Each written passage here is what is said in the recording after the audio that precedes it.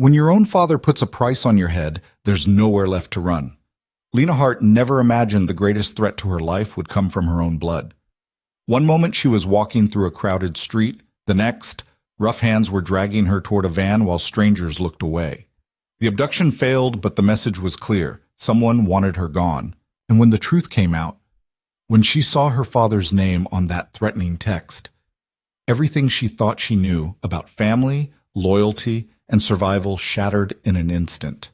Stay with me until the end of this story. Hit that like button and comment what city you're watching from so I can see how far this journey travels. The coffee shop smelled like burnt espresso and broken promises. Lena sat in the corner booth, her fingers wrapped around a paper cup that had long since gone cold. Across from her, Michael Chen adjusted his wire-rimmed glasses for the third time in as many minutes, a nervous habit she'd learned to read like a warning sign.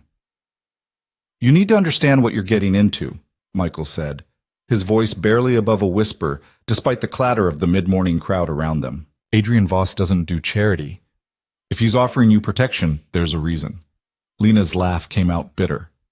"Protection from what? My credit card debt? My studio apartment in Queens?" "From your father." The words landed like a slap. Lena set down her cup with enough force that coffee sloshed over the rim, staining the stack of legal documents Michael had brought. Documents that apparently proved her life was worth more as collateral than as a living, breathing person. "My father wouldn't," she started, but Michael's expression stopped her. "Your father borrowed $3 million from people who don't accept late payments," Michael said flatly. "When he couldn't pay, he offered them something else. You." The rational part of Lena's brain wanted to argue, to defend the man who'd raised her, however poorly, after her mother died. But the other part, the part that had learned to recognize the specific tone in his voice when he'd been drinking, the part that remembered every forgotten birthday and broken promise, that part whispered that Michael might be telling the truth. "That's insane," she said, but her voice lacked conviction. "Is it?" Michael pulled out his phone, swiped through several screens, then turned it toward her. "This was taken yesterday, outside your building." The photo showed a black sedan, windows tinted dark enough to be illegal in most states. Two men stood beside it, their attention fixed on the entrance to her apartment building. One of them held what looked like a tablet, its screen glowing in the afternoon light. "Who are they?" "Collectors." Michael's jaw tightened. "The kind who don't send reminders in the mail." Lena's hands started to shake. She pressed them flat against the table, willing them to be still, to not give away the fear that was crawling up her spine like ice water. "So what am I supposed to do? Hide? Run? I have a job, Michael. I have a life." "You had a life." Michael leaned forward, his voice urgent now. "Past tense. The moment your father put your name on that debt, everything changed. These people don't care about your marketing job or your rent or your plans for the weekend. They care about assets and returns, and right now, you're both." The absurdity of it hit her all at once. 28 years old, a college degree she was still paying off, a one-bedroom apartment she could barely afford, and somehow she'd become a negotiable asset in a world she didn't even know existed. "Adrian Voss," she said slowly, tasting the name. "Who is he?" "Someone who can help. If you're willing to accept his terms." "What terms?" Michael hesitated, and in that pause Lena saw something that scared her more than the photo of strange men outside her building: uncertainty. "I don't know all of them," he admitted, "but I know this. Adrian doesn't lose. Ever. If he's interested in keeping you safe, you'll be safe, but nothing comes free in his world. So I'm trading one debt for another." "You're trading a death sentence for a chance." Michael's phone buzzed. He glanced at the screen and his face went pale. "We need to go. Now." "What? Why?" But Michael was already standing, gathering the documents with hands that trembled slightly. "They're here, outside. We have maybe 2 minutes before—" The coffee shop door chimed. 3 men walked in, moving with the kind of coordinated precision that spoke of military training or something worse. They weren't looking around, weren't scanning the room like normal customers. Their eyes went straight to Lena's booth. "Back exit," Michael hissed. "Move." Lena's body responded before her brain caught up. She was sliding out of the booth, following Michael toward the rear of the shop where a sign marked the restrooms. The barista, a college kid with purple hair and too many piercings, looked up from the espresso machine with lazy curiosity. Then everything happened at once. One of the men called out, "Miss Hart, we just want to talk." Michael grabbed her wrist and yanked her forward. The barista dropped the metal pitcher he'd been holding, and it hit the floor with a crash that made everyone in the shop turn. And Lena ran. The back hallway smelled like industrial cleaner and old grease. Michael slammed through the emergency exit, and a shrill alarm split the air. They burst into an alley strewn with garbage bags and broken pallets, the morning sun blinding after the dim interior. "This way!" Michael pulled her left toward the street. Behind them, the emergency door banged open again. Heavy footsteps echoed off brick walls. Lena's lungs burned. She wasn't a runner, had never been athletic, and her ankle boots, chosen for style over function, weren't designed for sprinting through Manhattan alleys. But fear was a remarkable motivator, and the sound of pursuit drove her forward. They burst onto the sidewalk and Michael immediately stepped into traffic, one hand raised. A yellow cab swerved toward them with the suicidal confidence that only New York cabbies possessed. "Get in!" Michael wrenched open the door. Lena threw herself into the back seat. Michael dove in after her, slamming the door as one of their pursuers reached the sidewalk. "Drive," Michael told the cabbie, his voice hard. "Now. I'll pay triple." The driver, a woman in her 50s with steel gray hair and eyes that had seen too much, didn't ask questions. She hit the gas and the cab shot forward, cutting across 2 lanes of traffic and earning a symphony of angry horns. Lena twisted in her seat, looking through the rear window. The 3 men stood on the sidewalk, watching the cab disappear into traffic. One of them lifted a phone to his ear. "They're calling it in," she breathed. "I know." Michael was already on his own phone, fingers flying across the screen. "But we've got maybe 10 minutes before they coordinate. There's a building on 42nd, gray stone facade, gold revolving door. We're going there." "What's there?" "Safety." Michael looked at her, and for the first time since she'd known him, 3 years of working together at the same marketing firm, countless happy hours and office gossip sessions, she saw him as something other than her slightly awkward coworker. There was steel in his eyes now, a hardness that spoke of secrets she'd never suspected. Adrian's building. The cab wove through traffic with practiced aggression. Lena tried to process what had just happened. 20 minutes ago, she'd been sitting in a coffee shop, learning that her life was apparently worth $3 million to the wrong people. Now she was fleeing through Manhattan like a character in a movie, except this was terrifyingly, viscerally real. "Michael," she said quietly, "how do you know these people? Adrian Voss, the collectors, all of it?" He didn't answer immediately. When he did, his voice carried the weight of a confession. "I used to work for them. Different organization, same world. I got out 5 years ago, changed my name, built a normal life." He laughed, but there was no humor in it. Or tried to. "But you don't really leave that world, Lena. It's always there, just under the surface. When I saw your name come across certain channels last week, I knew I had to help." "Why?" "Because nobody helped me when I needed it. And because you're a good person who got dealt a shit hand through no fault of your own." He met her eyes. "Your father made a choice. You shouldn't have to pay for it." The cab pulled to a stop in front of a building that looked like it had been transplanted from a different era. Gray stone, ornate molding, brass fixtures that gleamed in the sunlight. The revolving door was indeed gold, or at least gold-plated, and a doorman in a charcoal uniform stood beside it like a sentinel. "Come on," Michael said, handing the driver a handful of bills without counting them. They crossed the sidewalk, and the doorman's eyes tracked their approach. He was young, maybe 30, with the build of someone who spent serious time in a gym and the eyes of someone who'd learned to assess threats quickly. "Mr. Chen," the doorman said with a slight nod, and guessed. "She's expected," Michael replied. "Expected?" Lena wanted to ask, but Michael was already guiding her through the revolving door into a lobby that made her apartment building look like a storage unit. Marble floors, vaulted ceilings, a massive chandelier that probably cost more than she'd earn in a lifetime. Everything spoke of wealth, but old wealth, the kind that didn't need to advertise itself. 20th floor, Michael told her, heading toward a bank of elevators. The elevator car was lined with mirrors and dark wood.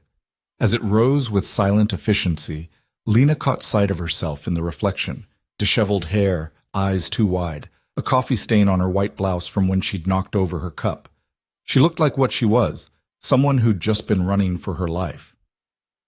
The elevator chimed softly and the doors opened onto a hallway with exactly 2 doors, one on each end.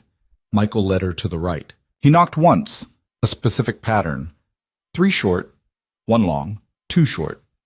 The door opened immediately. The man standing there was not what Lena expected. She'd built an image in her mind during the cab ride. Someone older, harder, probably in an expensive suit with slicked back hair and cold eyes. Instead, Adrian Voss looked to be in his mid-30s, dressed in dark jeans and a gray sweater. His brown hair slightly mussed like he'd been running his hands through it. He was handsome in an understated way, with sharp features and eyes that were a startling shade of green, but it was the way he moved that caught her attention. Every gesture was economical, precise, like a chess player who'd already calculated the next 10 moves. "Mr. Chen," Adrian said, his voice carrying a faint accent she couldn't place. British, maybe, but softened by time. "And Miss Hart, come in." The apartment beyond was vast and surprisingly sparse. Floor-to-ceiling windows offered a view of the Manhattan skyline that probably cost more per month than her annual salary. But the furniture was minimal. A leather sofa, a few chairs, a desk near the windows covered with multiple computer monitors. "Thank you for seeing us on such short notice," Michael began, but Adrian raised a hand. The notice was short because the situation is urgent. He turned those green eyes on Lena, and she felt suddenly exposed, like he could see through every defense she'd ever built. "You were followed to the coffee shop. The extraction attempt was clumsy, which suggests either desperation or a test. Either way, we don't have much time." "Extraction attempt?" Lena's voice came out sharper than she intended. "They were trying to kidnap me in broad daylight?" "Yes." Adrian walked to his desk and tapped one of the monitors. It flickered to life, showing security camera footage from various angles. Lena recognized the coffee shop, the alley, the street. "They've been tracking you for 3 days. This morning they decided to move." "How do you have this footage?" "Because I've been tracking them tracking you." Adrian's expression didn't change, as if this was the most normal thing in the world. "Your father's debt situation came to my attention last week through certain channels. The creditors involved have a reputation for aggressive collection methods. When I saw they were targeting you, I took an interest." "Why?" The question burst out of her. "Why would you care? You don't know me. We've never met. So why am I standing in your apartment while you show me surveillance footage of my life?" For the first time, something that might have been a smile touched Adrian's lips, though it didn't reach his eyes. "Because your father made the mistake of borrowing from Viktor Kozlov," he said, "and Viktor made the mistake of thinking he could operate in my city without consequences."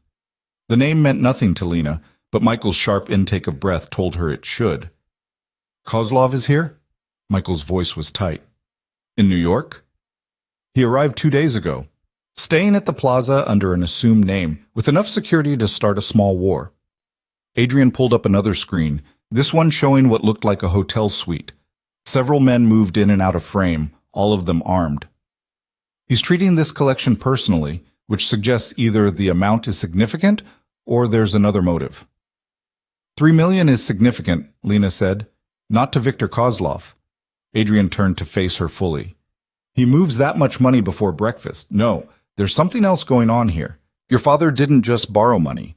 He promised something, or knows something, or has access to something that Victor wants." "My father is a mid-level accountant who drinks too much and gambles more." Lena heard the bitterness in her own voice and didn't care. "He doesn't have access to anything except debt and disappointment. People are rarely what they seem." Adrian's tone was matter-of-fact. "But that's a puzzle for later. Right now, we need to establish your situation clearly. You've been targeted for abduction. The first attempt failed, but there will be others. You have 3 options." He held up one finger. "First, you can go to the police, file a report, request protection, hope the system works. I estimate your chances of survival at 30%, dropping to 15 once Victor's people determine you've gone official." A second finger. "Second, you can run. Change your name, leave the city, try to disappear. I give that 40% odds, maybe less. Victor has long reach and longer memory." A third finger. "Third, you can accept my protection. Let me handle Victor, neutralize the threat, and ensure your safety. Success rate, 95%. And the 5%? Lena asked. Represents variables I can't control, acts of fate if you believe in such things. But I don't, and neither should you. Lena looked at Michael, who gave her a small nod, then back at Adrian, who watched her with those unnervingly calm eyes. What's the catch? She asked. What do you want in return? Smart question. Adrian walked to the windows, hands clasped behind his back. I want information about your father, his business, his contacts, his habits, everything you know, everything you remember, no matter how insignificant it seems. That's it? Information? And your cooperation. There may come a time when I need you to do something, make a call, appear somewhere, provide verification. Nothing that will put you in direct danger, but actions that support the larger strategy. What larger strategy? Adrian turned, and now there was something sharp in his expression. Something that reminded Lena this man was not her friend, not her savior, but something far more complicated. The strategy of removing Viktor Kozlov from the board entirely, he said softly. Your father's debt is a symptom. Viktor is the disease, and I don't treat symptoms. The casual way he said it, removing someone from the board, sent a chill down Lena's spine. You're going to kill him, she said. It wasn't a question. I'm going to neutralize him. The specific methodology depends on circumstances. Adrian's tone remained conversational, as if they were discussing the weather. But yes, if necessary, Viktor Kozlov will cease to be a problem for anyone. The question is whether you can live with being part of that process. Could she? Lena didn't know. 24 hours ago, her biggest problem had been whether to splurge on takeout or stick with ramen for the third night in a row. Now she was being asked to choose between her own safety and what? Complicity in something she didn't fully understand? I need to think, she said. You have 60 seconds.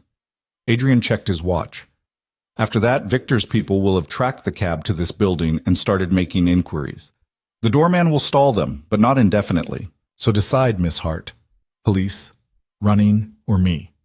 Lena's mind raced. Police meant questions, reports, bureaucracy, and the nagging fear that Michael was right about her survival odds. Running meant abandoning everything, her job, her few friends, the life she'd built even if it wasn't much. And Adrian, she looked at him again, really looked. He stood perfectly still, waiting, no impatience in his posture. A man used to people making hard choices in his presence. If I agree, she said slowly, I want to know everything. No secrets, no surprises. You tell me what you're planning, what you need from me, and what the risks are. Full transparency. Something flickered in Adrian's eyes. Surprise, maybe, or respect. Acceptable, he said. With one caveat. Some information is compartmentalized for security. I'll tell you everything you need to know, when you need to know it. But I won't endanger an operation by providing details prematurely. That's not transparency. It's survival. Adrian walked toward her and she forced herself not to step back. In my world, information is currency and weapon both. I'll give you what serves us both, but I won't compromise strategy for the sake of making you comfortable. Take it or leave it. Lena's phone buzzed in her pocket. She pulled it out reflexively and saw a text from an unknown number. We know you're at the Ashford building. Come down in the next 5 minutes and we can discuss this civilly. Stay inside and things get complicated. Her hands went numb. She showed the screen to Adrian. He read it without expression, then nodded. Time's up. Choose. And really, there was only one choice. The police couldn't protect her from people who tracked her through the city like prey. Running would only delay the inevitable. But this man, with his calm voice and cold calculations, he offered something else. I'm in, Lena said. Tell me what you need. Adrian smiled, and this time it touched his eyes. Though what she saw there wasn't warmth, it was satisfaction, like a player who'd just secured a crucial piece on the board. Michael, activate Protocol 7, Adrian said without looking away from Lena. Miss Hart, please sit down. We have a great deal to discuss, and very little time.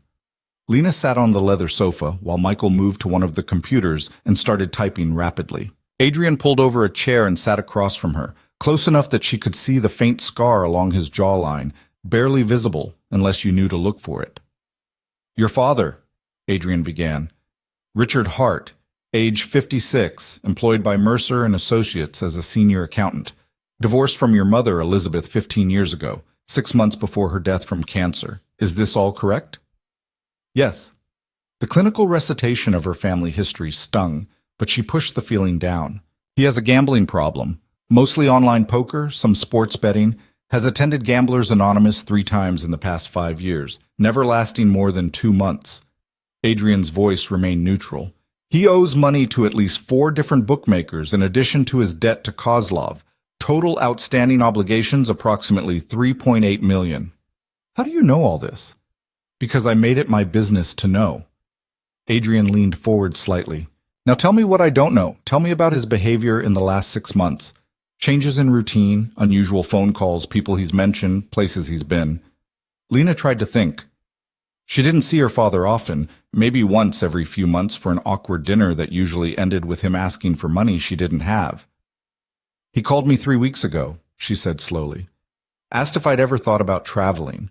Said maybe we could take a trip together, somewhere tropical. It was weird because we've never done anything like that. What did you say? I said I couldn't afford it. He got quiet, then said maybe he'd found a way to help with my student loans. Pay them off completely. Lena's stomach twisted as she said it. I told him not to do anything stupid. Did he seem scared? No. Excited, maybe. Or manic. Like he had this big secret he was dying to tell but couldn't.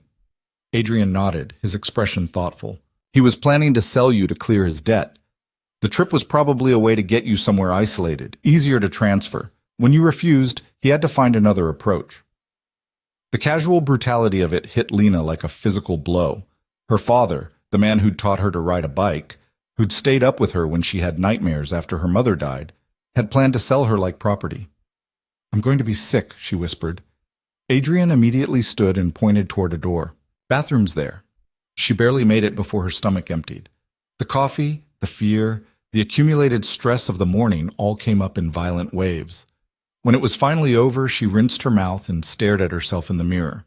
The woman looking back was pale, shaken, but her eyes were dry. No tears. Maybe she'd run out, or maybe some betrayals cut too deep for tears. When she emerged, Michael was still at the computer, but Adrian had moved to the window, phone pressed to his ear. Understood, he was saying. Keep them contained but comfortable. No direct engagement unless they force it. He ended the call and turned to Lena. Victor's people are in the lobby. 4 of them asking questions. The building security is handling it, but we need to move you before they decide to escalate. Move me where? Somewhere secure. I have a property in Westchester, fully equipped, completely isolated. You'll stay there until this is resolved. For how long? Days. Possibly weeks. Adrian's expression was serious. I won't lie to you. This isn't a quick process. Dealing with Victor requires precision. One wrong move and the situation becomes exponentially more dangerous. Lena thought about her apartment, her job, her life. All of it suddenly felt very far away, like she was looking at someone else's existence through glass. I need to call my office, she said. Tell them I'm taking emergency leave. No. Adrian's voice was sharp. No contact with anyone from your previous routine. Your phone, your email, all of it is potentially compromised. Victor's people are sophisticated. They can track communications, build patterns, use your contacts to apply pressure. So I just disappear? For now, yes. Michael will handle the necessary logistics. Medical leave from your job, rent payment, utilities. On paper, you'll be visiting a sick relative upstate. Completely unremarkable. It was happening too fast. Lena felt like she was falling and couldn't find anything to grab onto. I need a minute, she said. Just 1 minute to process this. Adrian studied her, then nodded. You have 2. Use them. She walked to the windows and looked out at the city. Somewhere down there were people having normal days. Going to work, meeting friends, worrying about normal things. She'd been one of them this morning. Now she was something else. A target. An asset. A piece in a game she didn't understand. Behind her, she heard Adrian speaking quietly to Michael. Full surveillance package, rotating shifts, and I want Carlos on primary. He's the best. What about her father? Michael asked. Track him, but don't engage. I want to know everywhere he goes, everyone he talks to. Richard Hart is going to lead us straight to Victor's real objective. Lena's 2 minutes were up. She turned around. I'm ready, she said. Adrian picked up a black duffel bag from beside his desk and handed it to her. Basic necessities, clothes in your size, toiletries, phone that's clean and encrypted. There's also $10,000 in cash, just in case. In case of what? In case something goes wrong and you need to run. The money will get you far enough to disappear if necessary. He met her eyes. I don't expect that to happen, but I plan for every contingency. The weight of the bag felt like the weight of her old life being replaced with something new and uncertain. Let's go, Adrian said. They took a service elevator down to the basement garage. The space was dimly lit, filled with expensive cars covered in dust sheets. Adrian led them to a black SUV that looked like it could survive a missile strike. Get in the back, he instructed Lena. Lay down across the seats and stay down until I tell you otherwise. She did as he said, feeling ridiculous and terrified in equal measure. The leather seats smelled new. Above her, she could see the ceiling of the vehicle, reinforced with what looked like additional plating. Adrian got in the driver's seat while Michael took the passenger side. The engine started with a deep rumble. The building security will create a diversion, Adrian said, his voice calm as he backed out of the parking space. Victor's people will be occupied for approximately 90 seconds. That's our window. The SUV moved through the garage and up a ramp. Lena heard the mechanical sound of a gate opening, then daylight flooded through the windows. Stay down, Adrian reminded her.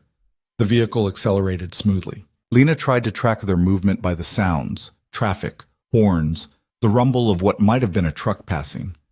Her heart hammered against her ribs. Clear, Michael said after what felt like an eternity. No pursuit. Confirm, Adrian replied. Confirming. Cameras show Victor's people still at the lobby entrance. They're arguing with security. Good. Maintain speed, normal traffic patterns. We'll take the scenic route. Lena risked sitting up slightly. Through the tinted windows, she could see they were heading north, away from Midtown. You can sit up properly now, Adrian said, glancing at her in the rearview mirror. But stay below the window line. She adjusted herself into a more comfortable position, though her muscles were tight with tension. What happens when we get to Westchester? She asked. You'll have a full briefing. Meet the security team that will be protecting you. Learn the protocols. Adrian took a turn smoothly, and we'll begin the deeper conversation about your father and Victor Kozlov. I still don't understand what Victor really wants. You said $3 million isn't significant to him. It's not. Which means the debt is a cover for something else. Your father has information or access or knows someone that Victor needs. Our job is to figure out what that is before Victor does something drastic. The city gradually gave way to suburbs, then to more rural landscape. Trees lined the highway, their spring leaves bright against a blue sky that seemed to mock the darkness of Lena's situation. Michael's phone buzzed. He read something on the screen and frowned. Problem? Adrian asked. Possibly. There's chatter on the networks about a meeting tonight. Victor and someone called the accountant. Adrian's hands tightened almost imperceptibly on the steering wheel. Source? 3 different channels, all coded but following the same pattern. The accountant, Lena repeated. That's not my father, is it? That's too obvious. Your father is a senior accountant, Adrian said slowly. But the accountant is a code name that's been circulating in certain circles for about a year. Nobody knows who it is, man, woman, age, appearance, just that they have access to financial information that certain parties would kill for. Information like what? Offshore accounts, shell companies, money laundering networks. Adrian met her eyes in the mirror. The kind of information that could bring down governments or destroy criminal empires. And if Victor is meeting with this person, it suggests he's preparing for something much larger than collecting a $3 million debt. The implications settled over Lena like a weight. This wasn't about her father's gambling problem. This was about something bigger, deeper, more dangerous. And somehow, she was right in the middle of it. My father isn't smart enough to be this accountant person, she said. But even as the words left her mouth, she wondered, how well did she really know Richard Hart? They'd been distant for years, their relationship reduced to obligatory holiday calls and uncomfortable dinners. What did she actually know about his life? We'll find out, Adrian said. They drove in silence for another 20 minutes before turning off the highway onto increasingly narrow roads. Trees pressed close on both sides, creating a tunnel of green. Finally, they turned onto a private drive marked only by a number on a discreet wooden post. The house that appeared through the trees was not what Lena expected. Instead of some fortified bunker, she saw a modern structure of glass and wood, built into the hillside with views of the surrounding forest, beautiful and serene, and completely isolated. Adrian parked in front and killed the engine. "Welcome to Safe House Bravo," he said. "You're home until this is over." They got out and Lena looked around. She could hear birds singing, the rustle of wind through leaves. It would have been peaceful if she didn't know she was here because men with guns were hunting her. The front door opened and a woman stepped out. She was in her 40s, athletic build, dark hair pulled back in a ponytail. She wore jeans and a fitted black shirt, and there was a bulge at her hip that Lena recognized as a concealed weapon. "Miss Hart?" the woman said with a professional smile. "I'm Elena Martinez. I'll be heading your security detail." "Security detail?" Lena repeated numbly. 3 people, rotating 8-hour shifts. "We'll maintain a low profile but constant presence. House is fully equipped with cameras, sensors, and emergency protocols." Elena's tone was matter-of-fact, like she was describing hotel amenities. "You'll have freedom of movement within the property, but no unsupervised excursions beyond the perimeter." "So I'm a prisoner?" "You're protected." Elena's expression softened slightly. "I know this is overwhelming, but Adrian's people are the best, and we're going to keep you safe." Adrian walked past them into the house. "Let's get settled. We have a lot to cover." The interior was as impressive as the exterior. High ceilings, an open floor plan, furniture that managed to be both comfortable and expensive. A wall of windows looked out onto a deck and the forest beyond. "Your room is upstairs," Elena said to Lena. "Take some time to freshen up. We'll reconvene in an hour for the full briefing." Lena climbed a floating staircase to the second floor and found a bedroom that was larger than her entire apartment. The bed was huge, covered in white linens. The attached bathroom had a shower with more settings than her car. The duffel bag Adrian had given her sat on a bench at the foot of the bed. She locked the door, sat on the edge of the bed, and finally let herself feel everything she'd been holding back. Fear, anger, betrayal. It all crashed over her in waves, and this time the tears came, hot and bitter. Her father had tried to sell her. Men were hunting her. She was hiding in a stranger's house in the woods while people with guns stood watch. Nothing about this was normal or acceptable or survivable. But she was still alive, still breathing. And somewhere beneath the fear was something else, a spark of anger that grew hotter with every passing second. She hadn't chosen this, hadn't asked for any of it. But she was damned if she was going to be just a victim, a passive piece moved around someone else's board. If Adrian Voss wanted information about her father, she'd give it to him. Every detail, every memory, every scrap of knowledge that might help. And then she'd watch as he did whatever needed to be done to end this. Because Richard Hart had made his choice. Now Lena would make hers. She wiped her eyes, splashed cold water on her face, and changed into clean clothes from the duffel. When she looked in the mirror again, she saw someone different than the woman who'd sat in that coffee shop this morning. That woman had been soft, uncertain, trying to navigate a life that didn't quite fit. This woman, the one looking back at her now, was harder, sharper, ready. She went downstairs to find Adrian standing at the windows, phone in hand.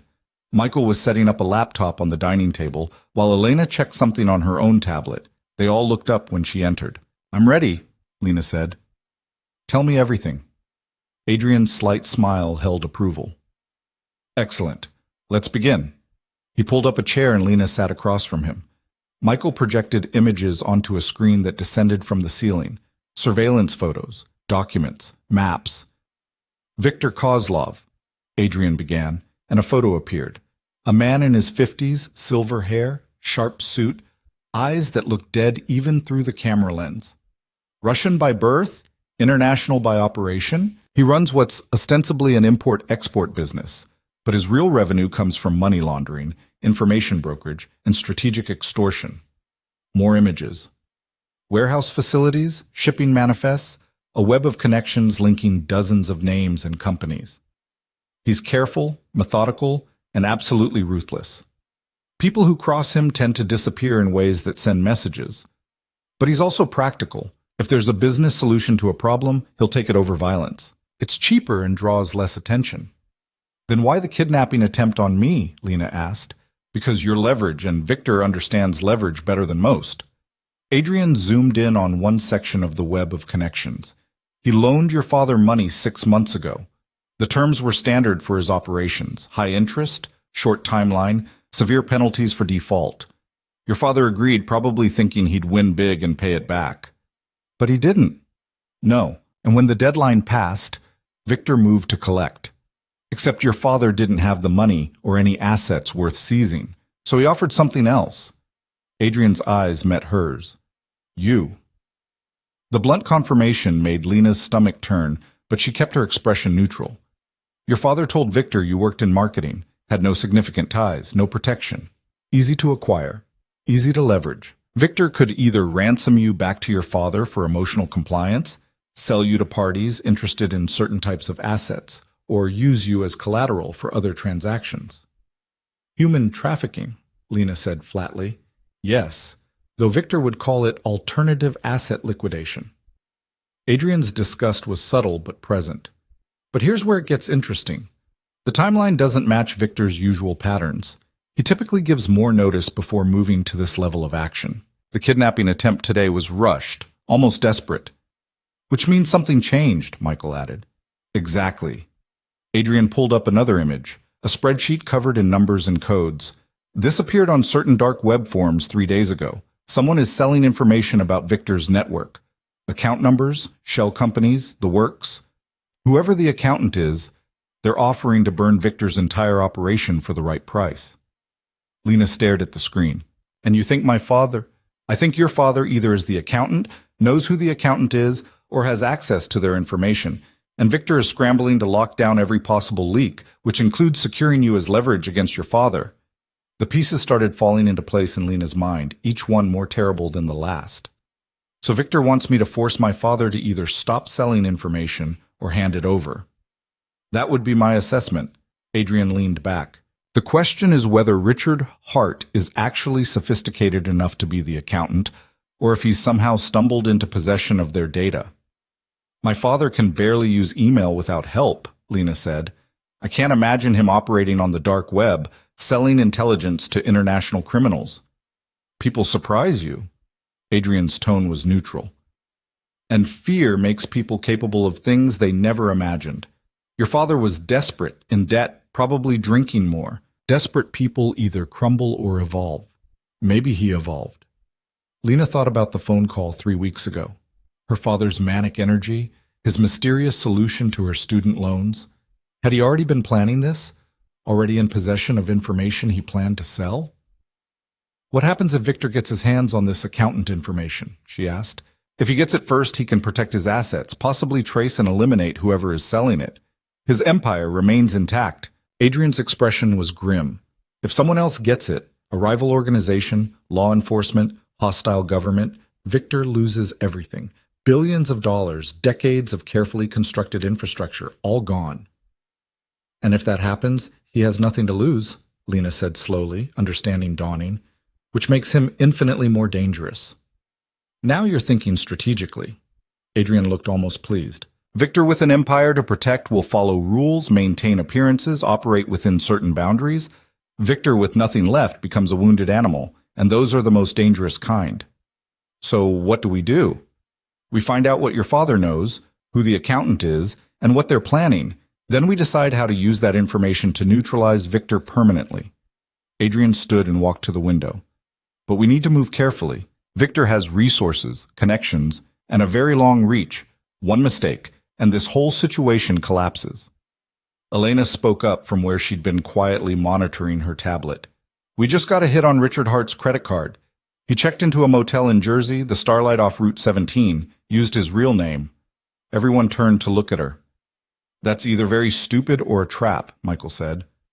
Or he wants to be found, Lena said quietly. Maybe he's scared and looking for help. Adrian considered this, his expression unreadable. Or he's being used as bait to draw us out. Victor is many things, but subtle isn't always one of them. If he's got Richard and is using him to lure us, we need to know. So we go, Lena said. Tonight, we find him and get answers. We don't go anywhere. Adrian's voice was firm. You stay here, where it's secure. I'll take a team and extract your father. If he has information, we'll get it. If it's a trap, we'll handle it. But you are not going anywhere near this situation. Lena stood, anger flaring. He's my father. If there's any chance he's actually in trouble, I deserve to be there. You deserve to stay alive. Adrian's tone didn't rise, but there was steel underneath. I made you a promise. To keep you safe. I can't do that if you're walking into potential crossfire. I didn't agree to be wrapped in cotton and hidden away while you make all the decisions. Then you misunderstood our arrangement. Adrian stepped closer, and Lena had to force herself not to back down. You agreed to accept my protection. Part of that protection is keeping you away from situations where you could be killed or captured. This is non-negotiable. They stared at each other, the tension in the room thick enough to cut. Michael looked uncomfortable while Elena watched with professional detachment. Finally, Lena broke the silence. Fine, you go. But I want communication, constant updates, everything that happens. No keeping me in the dark because you think I can't handle it. Adrian studied her for a long moment, then nodded. Acceptable. You'll have a direct line, and I'll provide updates every 30 minutes or as situations develop. Agreed? Agreed. The tension broke, but didn't fully dissipate. Adrian checked his watch. It's 1500 hours now. I want full reconnaissance before we move. Michael, I need everything on that motel. Layout, exits, surveillance coverage, nearby buildings. Elena, coordinate with Carlos and bring the B team for backup. I want this operation clean and quick. Everyone moved into action with practiced efficiency. Lena stood in the middle of it all, feeling useless and frustrated. This was her life they were planning around.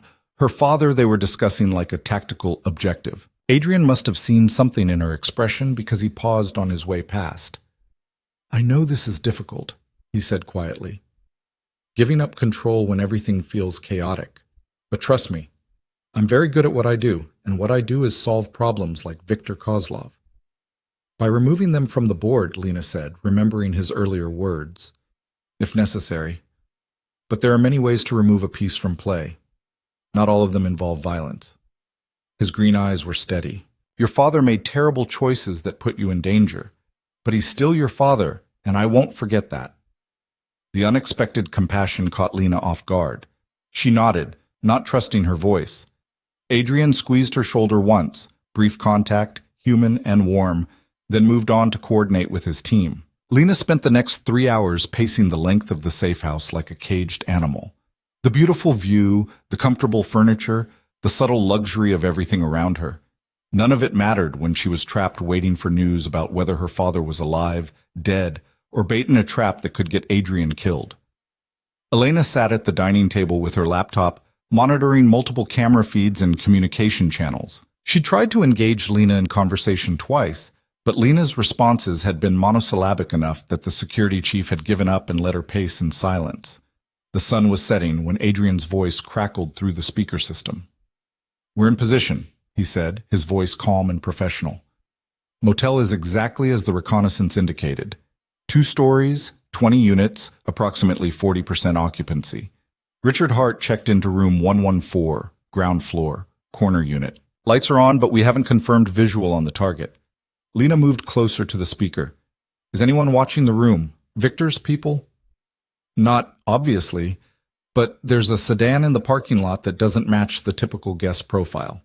2 occupants, both male, both watching the motel entrance with more attention than tourists usually give a cheap motel in Jersey. So it is a trap. Possibly.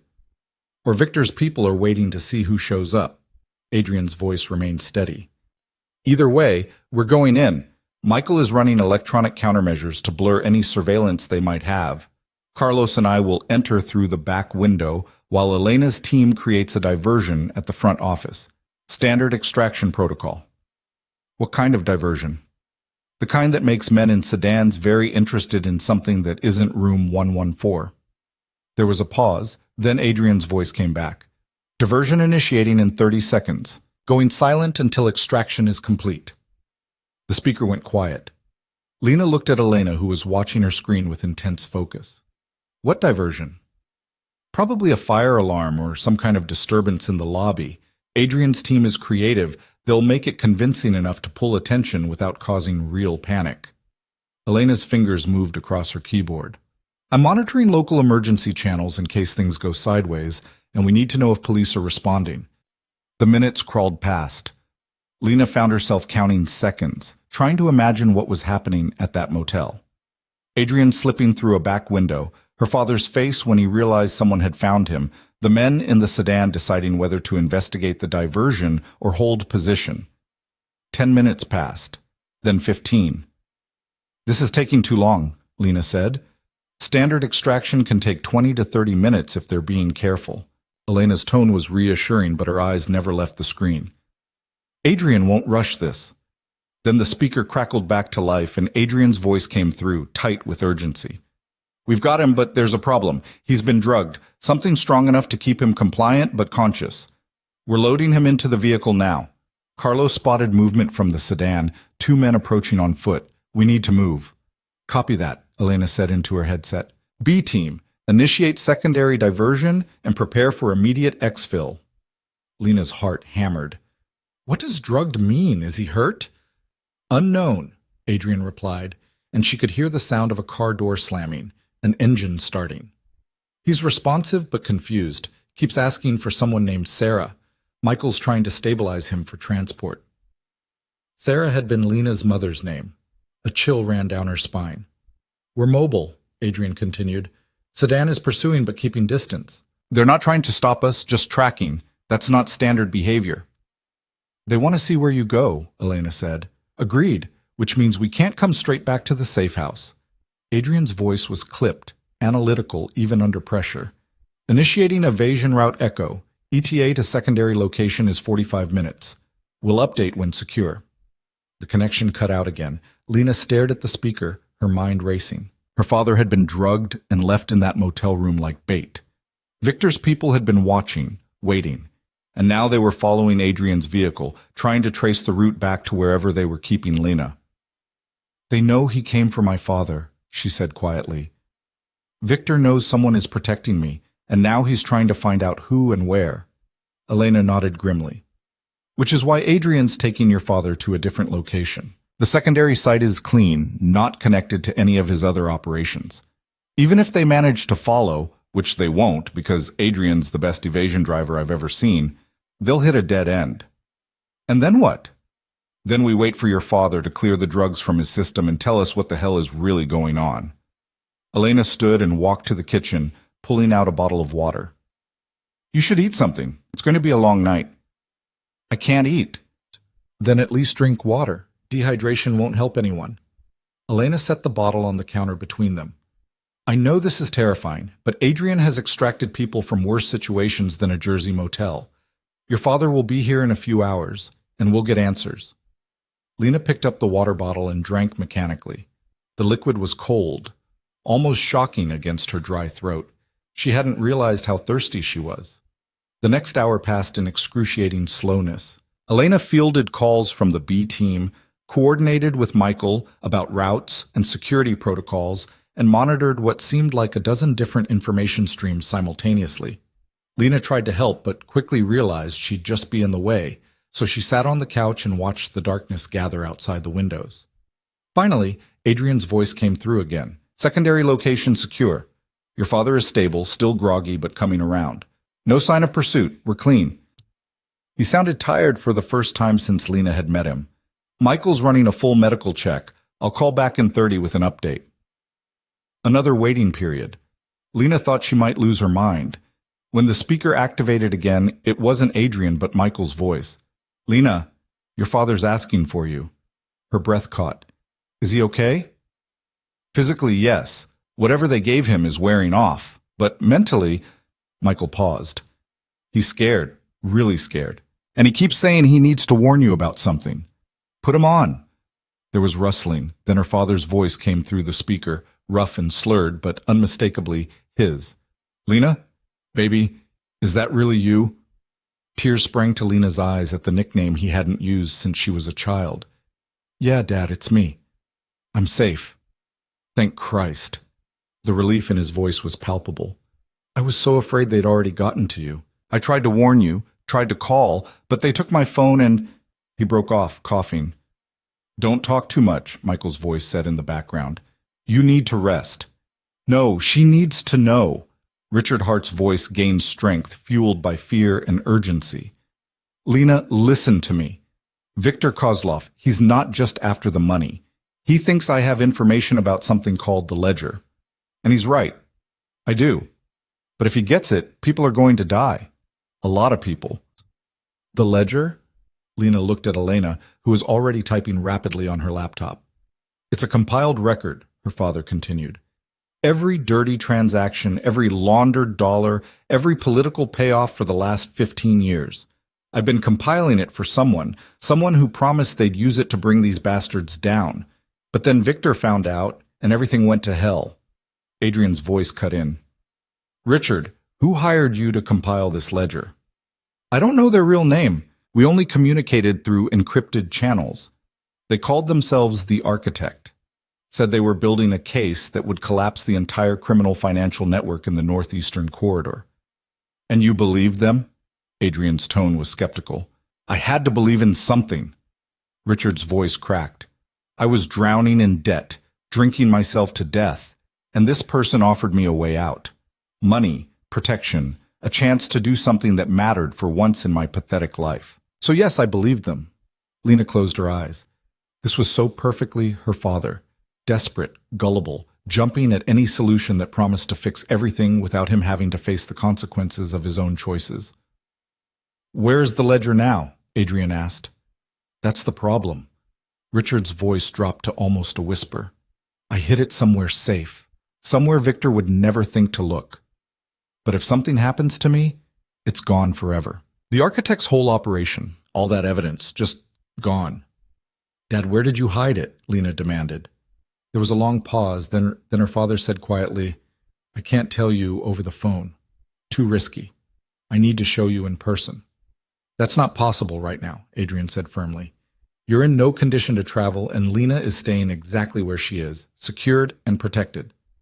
Then we're all screwed. Richard's laugh was bitter. Because Victor knows I have the ledger, and he knows I hid it. He's been systematically destroying every place I've ever been, every property I've ever owned, looking for it. He'll find it eventually. He has the resources and the motivation, and when he does, he'll burn it and everyone connected to it. Including Lena, Michael said quietly. Especially Lena. Richard's voice broke. I put her name on the insurance policy. The Architect insisted, said it would provide extra security, make sure nothing happened to me because someone else could access the information. I thought it was smart at the time. Now I realize I just painted a target on my daughter's back. Lena felt like she'd been punched in the stomach. You what? I'm so sorry, baby. I thought I was protecting us both. The Architect said if anything happened to me, you'd be able to retrieve the ledger and complete the mission. They'd pay you everything they promised me. $500,000. Enough to clear all my debts and set you up for life. I don't want your blood money. Lena's voice rose. I want to not be hunted by international criminals because of your stupid, selfish decisions. I know, and I'm sorry. Richard was crying now. She could hear it. I've made so many mistakes, Lena. Your whole life, I've let you down. But I can fix this. If we can get the ledger to the Architect before Victor finds it, they'll expose everything. Victor's empire will collapse, and he won't have any reason to come after you. Adrian's voice was cold. Or the Architect will disappear with the evidence and you'll both still be targets because Victor will assume you kept copies. They wouldn't... You don't know what they would or wouldn't do because you have no idea who they actually are. Adrian cut him off. This whole operation smells wrong. Anonymous handler, encrypted communications, a promise of money and redemption. Richard, you didn't stumble into some righteous crusade. You got recruited by someone running a very sophisticated intelligence operation, and you're a loose end they're probably planning to tie up. The silence that followed was heavy with implications. Elena spoke up, her eyes still on her screen. I'm running searches on the Architect through our intelligence channels. There are rumors about someone operating in that capacity, but nothing concrete. Whoever they are, they're very good at staying hidden. Which suggests resources and training, Adrian said. Government agency possibly, or a well-funded private operation. Either way, they're using you, Richard, and they've endangered your daughter in the process. So what do we do? Lena asked. Her anger had burned itself out, leaving behind exhaustion and fear. We get the ledger, Adrian said simply. Secure it, analyze it, and figure out who the architect really is and what they're planning. Then we decide how to use it to neutralize Victor and protect you both. I told you, I can't tell you where it is over the phone, Richard protested. Then we'll have a conversation in person, in a secure location, with proper countermeasures in place. Adrian's tone left no room for argument. Michael, what's his condition? Stable enough to move in another hour or two once the drugs fully clear his system. Good. Bring him here. Elena, I want the perimeter security doubled and all approaches monitored. If Victor's people somehow tracked us, I want to know the moment they get within a mile of this location. Copy that, Elena said, already making calls. Adrian's voice softened slightly. Lena, I know this is a lot to process. Your father made terrible choices that have put you in danger. But he's also the key to ending this situation. Try to get some rest before he arrives. We'll need you sharp for what comes next. The speaker went silent. Lena sat on the couch, staring at nothing. Her father, the man who'd forgotten her 16th birthday, who'd missed her college graduation because he was on a gambling binge, who'd been more ghost than parent for most of her adult life, had somehow gotten involved with international criminals and shadow intelligence operations, and he dragged her into it without even telling her. He loves you, you know, Elena said quietly. Lena looked up sharply. What? Your father. I heard it in his voice when he was talking to you. The fear, the guilt. But underneath all that, love. Elena sat down across from her. Doesn't excuse what he did. Doesn't make it right. But people do incredibly stupid things when they're desperate and trying to protect someone they care about. He wasn't protecting me. He was saving himself and hoping I'd somehow benefit from the fallout. Maybe. Elena's expression was thoughtful. Or maybe he actually believed this architect person when they said you'd be safe. People want to believe that their mistakes can lead to something good, especially when they've made so many of them. Lena didn't want to feel sympathy for her father, didn't want to understand or forgive, but Elena's words burrowed into her mind, unwelcome and persistent. You have a family, Lena asked. 2 younger brothers. One's a teacher in Boston, the other runs a restaurant in Miami. I don't see them often. This job doesn't leave much room for family gatherings, but I make sure they're protected. Money in accounts they don't know about. Security systems they think are standard home installations, but are actually military grade. Elena smiled slightly. They think I work in private security for rich people, which is true, just not the whole truth. Do they know how dangerous your work is? No, and I'd like to keep it that way. Elena's smile faded. My point is, we all make choices about how to protect the people we love. Sometimes those choices are good ones. Sometimes they're disasters wrapped in good intentions. Your father chose disaster, but the intention was there. Before Lena could respond, her phone buzzed. The encrypted device Adrian had given her. She looked at the screen and saw a message from an unknown number. We know where you are. We know your father is coming to you. Give us the ledger and everyone walks away. Refuse and we start with your father, then work our way to you. You have until midnight to decide. V. Her hands went cold. Elena? The security chief was beside her instantly, reading the message over her shoulder. Her expression darkened. How did they get this number? Lena whispered. They shouldn't have. This phone is completely clean. New device, encrypted network. Elena was already on her headset. Adrian, we have a problem. Victor just sent a message to Lena's secure phone. He knows she's at this location and knows Richard is coming here. Adrian's response was immediate and sharp. That's impossible, unless... Check Richard, now. Through the speaker, Lena heard Michael's voice, urgent. Richard, do you have anything on you? Any devices, chips, anything that could be transmitting? No, I don't... Wait. Richard's voice went small. My watch. The architect gave me a watch, said it was a secure communication device in case I needed to reach them in an emergency. I've been wearing it for months. Take it off. Michael, check it. There was rustling. Then Michael's voice came back, tight with anger. It's not a communication device. It's a tracker, high-end, probably custom-made. And it's been transmitting this whole time. Adrian's curse was creative and multilingual. They've known every move we've made, every location, every route. Victor hasn't been following us. He's been watching us on a map. I didn't know, Richard said desperately. The architect said it was for emergencies. I swear I didn't know. It doesn't matter what you knew. Adrian's voice was ice. What matters is that our position is compromised, and we have maybe 20 minutes before Victor's people arrive in force. Elena, initiate full evacuation protocol.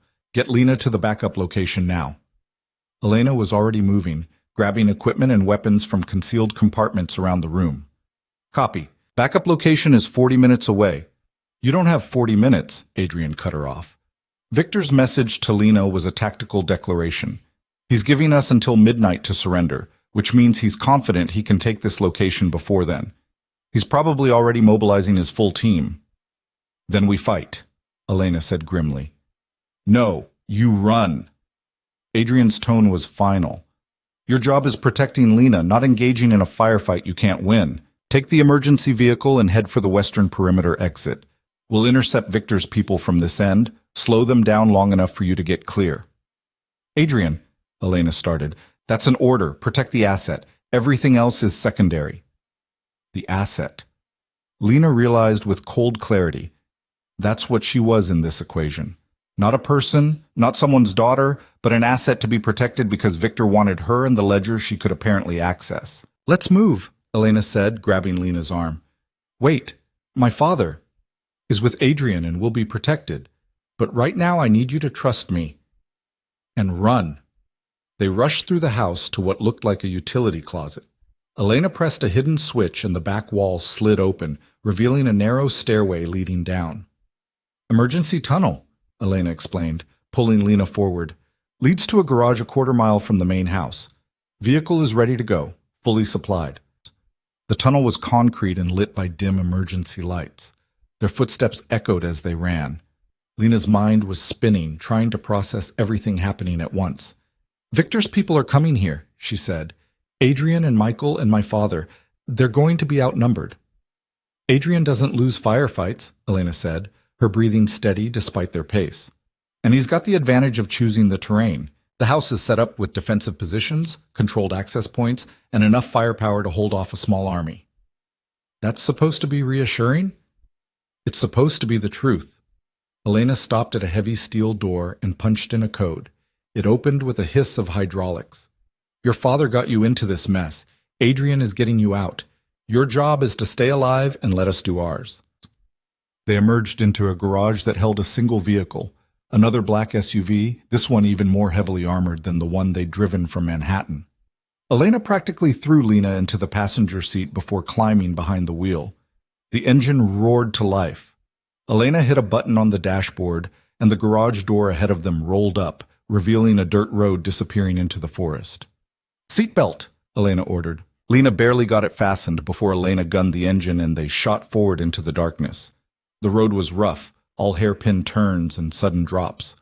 Elena drove like a professional racer, the vehicle responding to her commands with precision. Behind them, the safe house disappeared from view. Where are we going? Lena asked. Backup location? Another property, this one under a shell company with no connection to Adrian's known assets. It's more isolated, harder to reach, easier to defend. Elena's eyes never left the road. We hole up there and wait for the all clear. And if the all clear never comes? Then we execute contingency plans and get you out of the country. Elena glanced at her. Adrian has protocols for every scenario. Trust the process. Lena's phone buzzed again. Another message from Victor. Running won't help. Give me the ledger or watch everyone you care about die. Starting with Daddy Dearest. Tick-tock, Lena. Her stomach twisted. He's going to kill my father. Not if Adrian kills him first. Elena's voice was flat. And before you ask, yes, Adrian is fully prepared to do that. Victor Kozlov is a dead man walking. He just doesn't know it yet. The casual way Elena said it should have been shocking. Instead, Lena felt a dark satisfaction. Let Adrian kill Victor. Let him remove the threat permanently. She was tired of being afraid, tired of running, tired of being leverage in someone else's game. They drove in silence for another 15 minutes before Elena's headset crackled. Elena, this is Carlos. We've got multiple hostiles approaching the safe house. At least 8 vehicles, heavily armed. Adrian is implementing defensive measures, but you need to be aware. They're also sending a pursuit team in your direction. How do they know our route? Elena demanded. Unknown. Possibly they've been monitoring the area long enough to map all access roads. Either way, you've got company coming up behind you. ETA approximately 5 minutes. Copy that. Switching to evasive route, Charlie.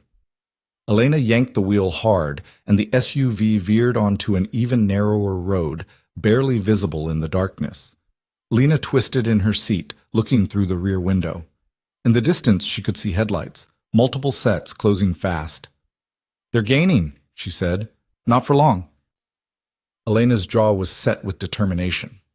The road became treacherous, winding through dense forest with drops on either side that Lena didn't want to think about. Elena navigated it at speeds that should have been impossible, the SUV's suspension absorbing impacts that would have destroyed a normal vehicle. Behind them, the pursuing vehicles struggled to keep pace. One took a turn too fast, and Lena saw it slide toward the edge, nearly going over before recovering. Their drivers aren't as good, Elena said with satisfaction, but they're determined. This is going to get rough. As if to punctuate her words, something pinged off the rear window. Then again, and again. They're shooting at us, Lena said, her voice higher than she intended. The glass is bulletproof. They'd need sustained fire with armor-piercing rounds to penetrate. Elena's voice remained calm. But it does mean they're getting desperate, which makes them dangerous. The road suddenly opened up into a clearing with what looked like an old logging operation. Rusted equipment, abandoned buildings, stacks of rotting timber. Elena didn't slow down, steering the SUV between obstacles with hair's-breadth precision. One of the pursuing vehicles wasn't as lucky. It clipped a pile of timber and spun out, crashing into an old crane with a sound of crumpling metal. 3 vehicles left, Elena reported. Carlos, what's the status at the safe house? Engaged. Hostiles are trying to breach, but we've got them pinned down. Adrian says to keep running, don't slow down for anything. Copy. They burst out of the clearing and back onto another narrow forest road. The remaining pursuit vehicles were right behind them now, close enough that Lena could see figures leaning out the windows with weapons. Hold on, Elena said. She slammed on the brakes and yanked the wheel. The SUV executed a perfect bootleg turn, ending up facing the oncoming vehicles. Then Elena hit the gas again, driving straight at them. It was the most terrifying game of chicken Lena had ever witnessed. 3 vehicles barreling toward them, weapons firing, and Elena drove forward without flinching. At the last possible second, the lead pursuit vehicle swerved to avoid collision. It went off the road and into the forest, smashing through undergrowth and small trees before disappearing from sight. The second vehicle tried to brake but couldn't stop in time. It slammed into the third vehicle, and both of them went spinning across the road in a screech of metal and burning rubber. Elena drove past them without slowing, executing another turn that put them back on their original heading. All pursuit vehicles neutralized, she said into her headset, proceeding to backup location. Lena realized she'd been holding her breath. She let it out in a shaky gasp. You okay? Elena asked, glancing at her. I think I'm going to throw up.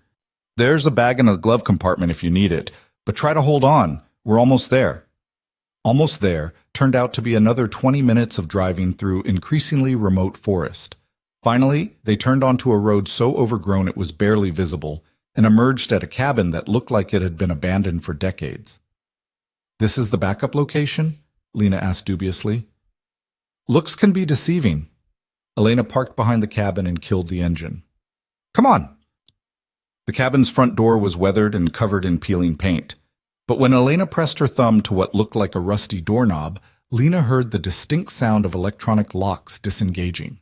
Inside, the cabin was nothing like the exterior suggested. The walls were reinforced steel disguised as wood. The windows were bulletproof glass with blast shutters. And the interior was outfitted with the same kind of high-tech security equipment that had filled the safe house. Welcome to backup location Gamma, Elena said, moving through the space with practiced efficiency. Food, water, ammunition, medical supplies, everything we need to hold out for a week if necessary. Lena's legs suddenly felt weak. She sat down heavily on a couch that was far more comfortable than it had any right to be. What happens now? She asked quietly. Now we wait. Elena was setting up monitoring equipment. Adrian and Carlos will handle the situation at the safe house. Once it's secure and Victor's people are dealt with, we'll get the all clear and move to the next phase. Which is? Getting your father to tell us where the ledger is hidden, retrieving it, and figuring out how to use it to end this once and for all. Elena looked at her seriously. Your father created this situation, Lena, but Adrian is going to finish it. One way or another, Viktor Kozlov will not be a threat after tonight. Lena wanted to believe that, wanted to trust that Adrian was as capable as everyone seemed to think, that this nightmare would end and she could somehow return to normal life. But deep down, she knew the truth. There was no going back to normal. The moment those men had tried to grab her in the coffee shop, the moment she'd learned her father had sold her out, the moment she'd accepted Adrian's protection, all of it had changed her fundamentally. The woman who'd worried about her marketing job and her rent was gone. In her place was someone harder, colder, someone who could watch pursuit vehicles crash and feel satisfaction instead of horror. Her phone buzzed one more time. Another message from Victor. You can run, but you can't hide forever. The ledger belongs to me. Everything belongs to me, including you, V.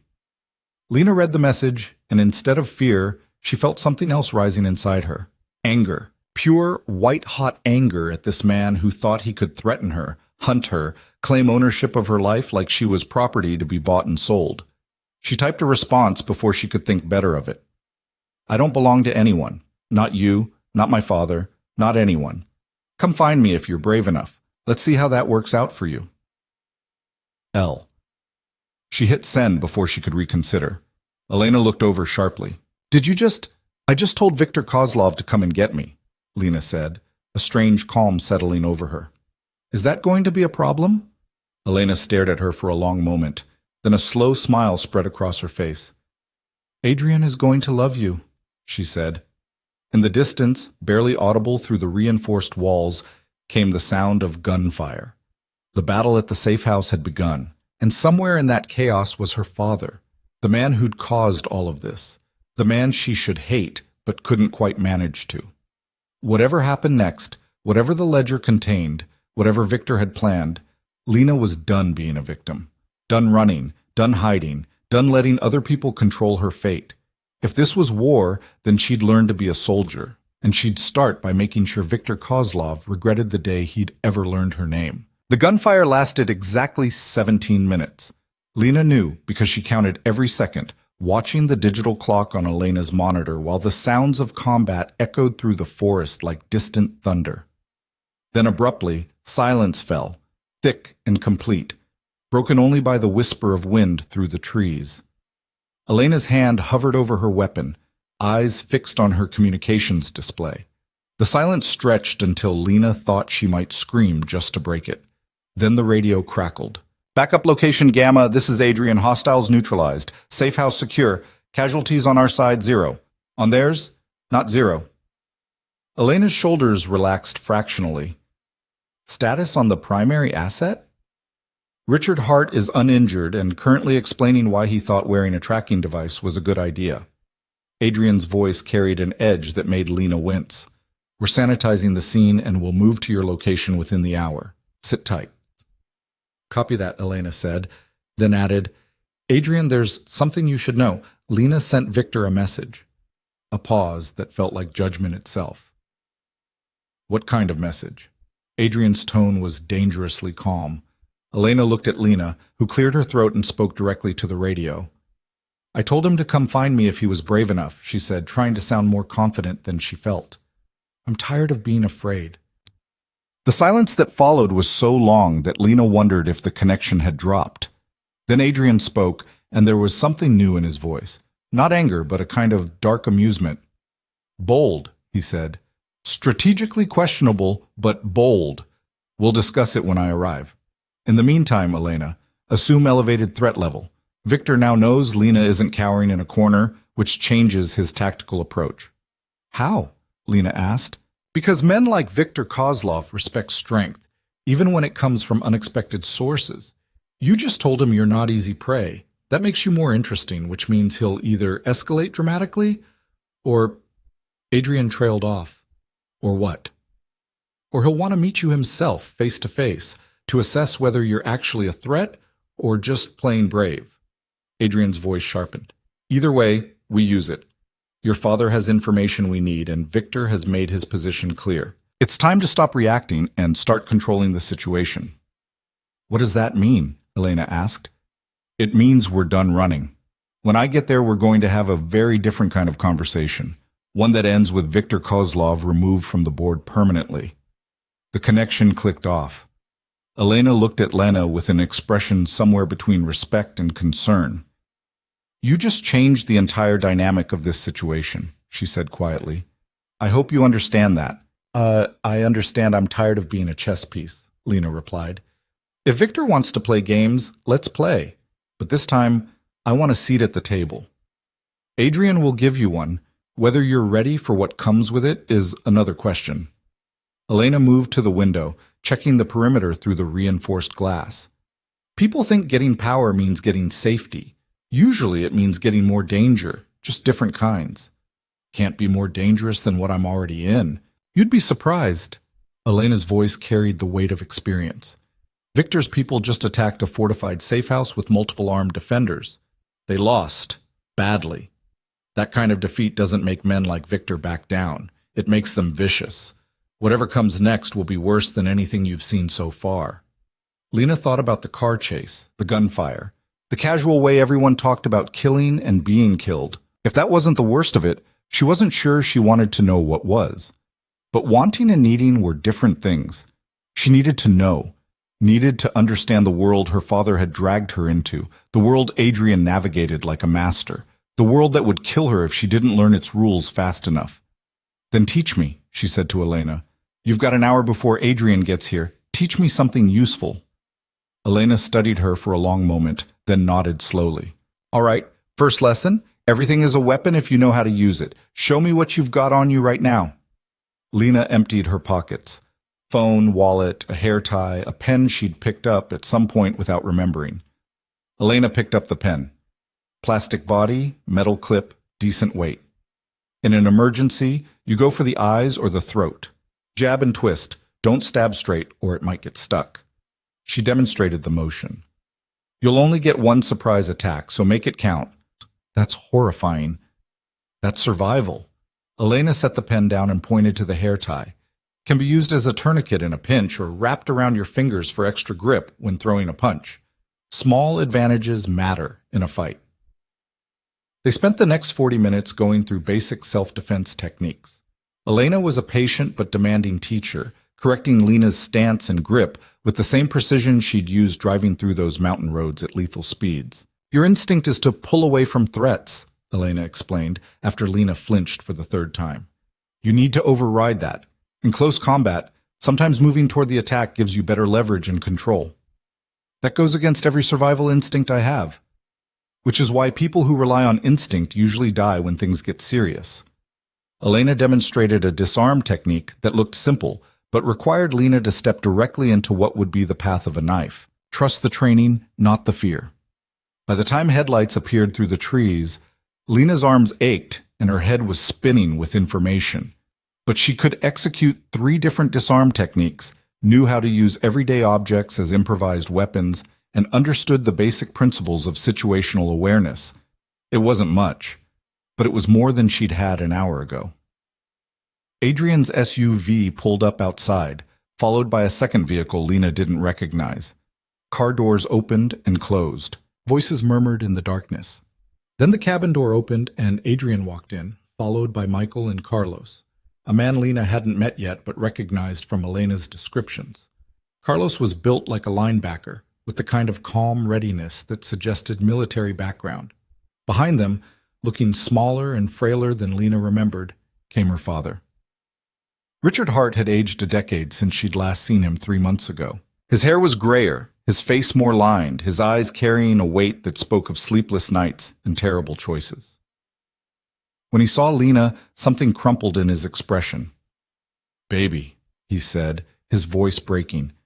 "I'm so sorry, for all of it." Lena stood frozen, unsure what to feel. Anger warred with the remnants of old affection, Resentment battled with the memory of better days. This man had taught her to ride a bike, had stayed up with her during thunderstorms when she was little, had read her stories until his voice went hoarse. This same man had also sold her out to save himself, had put her name on documents that made her a target, had created a disaster that had consumed both their lives. "We'll have time for family reconciliation later," Adrian said, not unkindly but firmly. "Right now we need information. Richard, sit down. Everyone else, positions." Carlos moved to his windows while Elena took up a position by the door.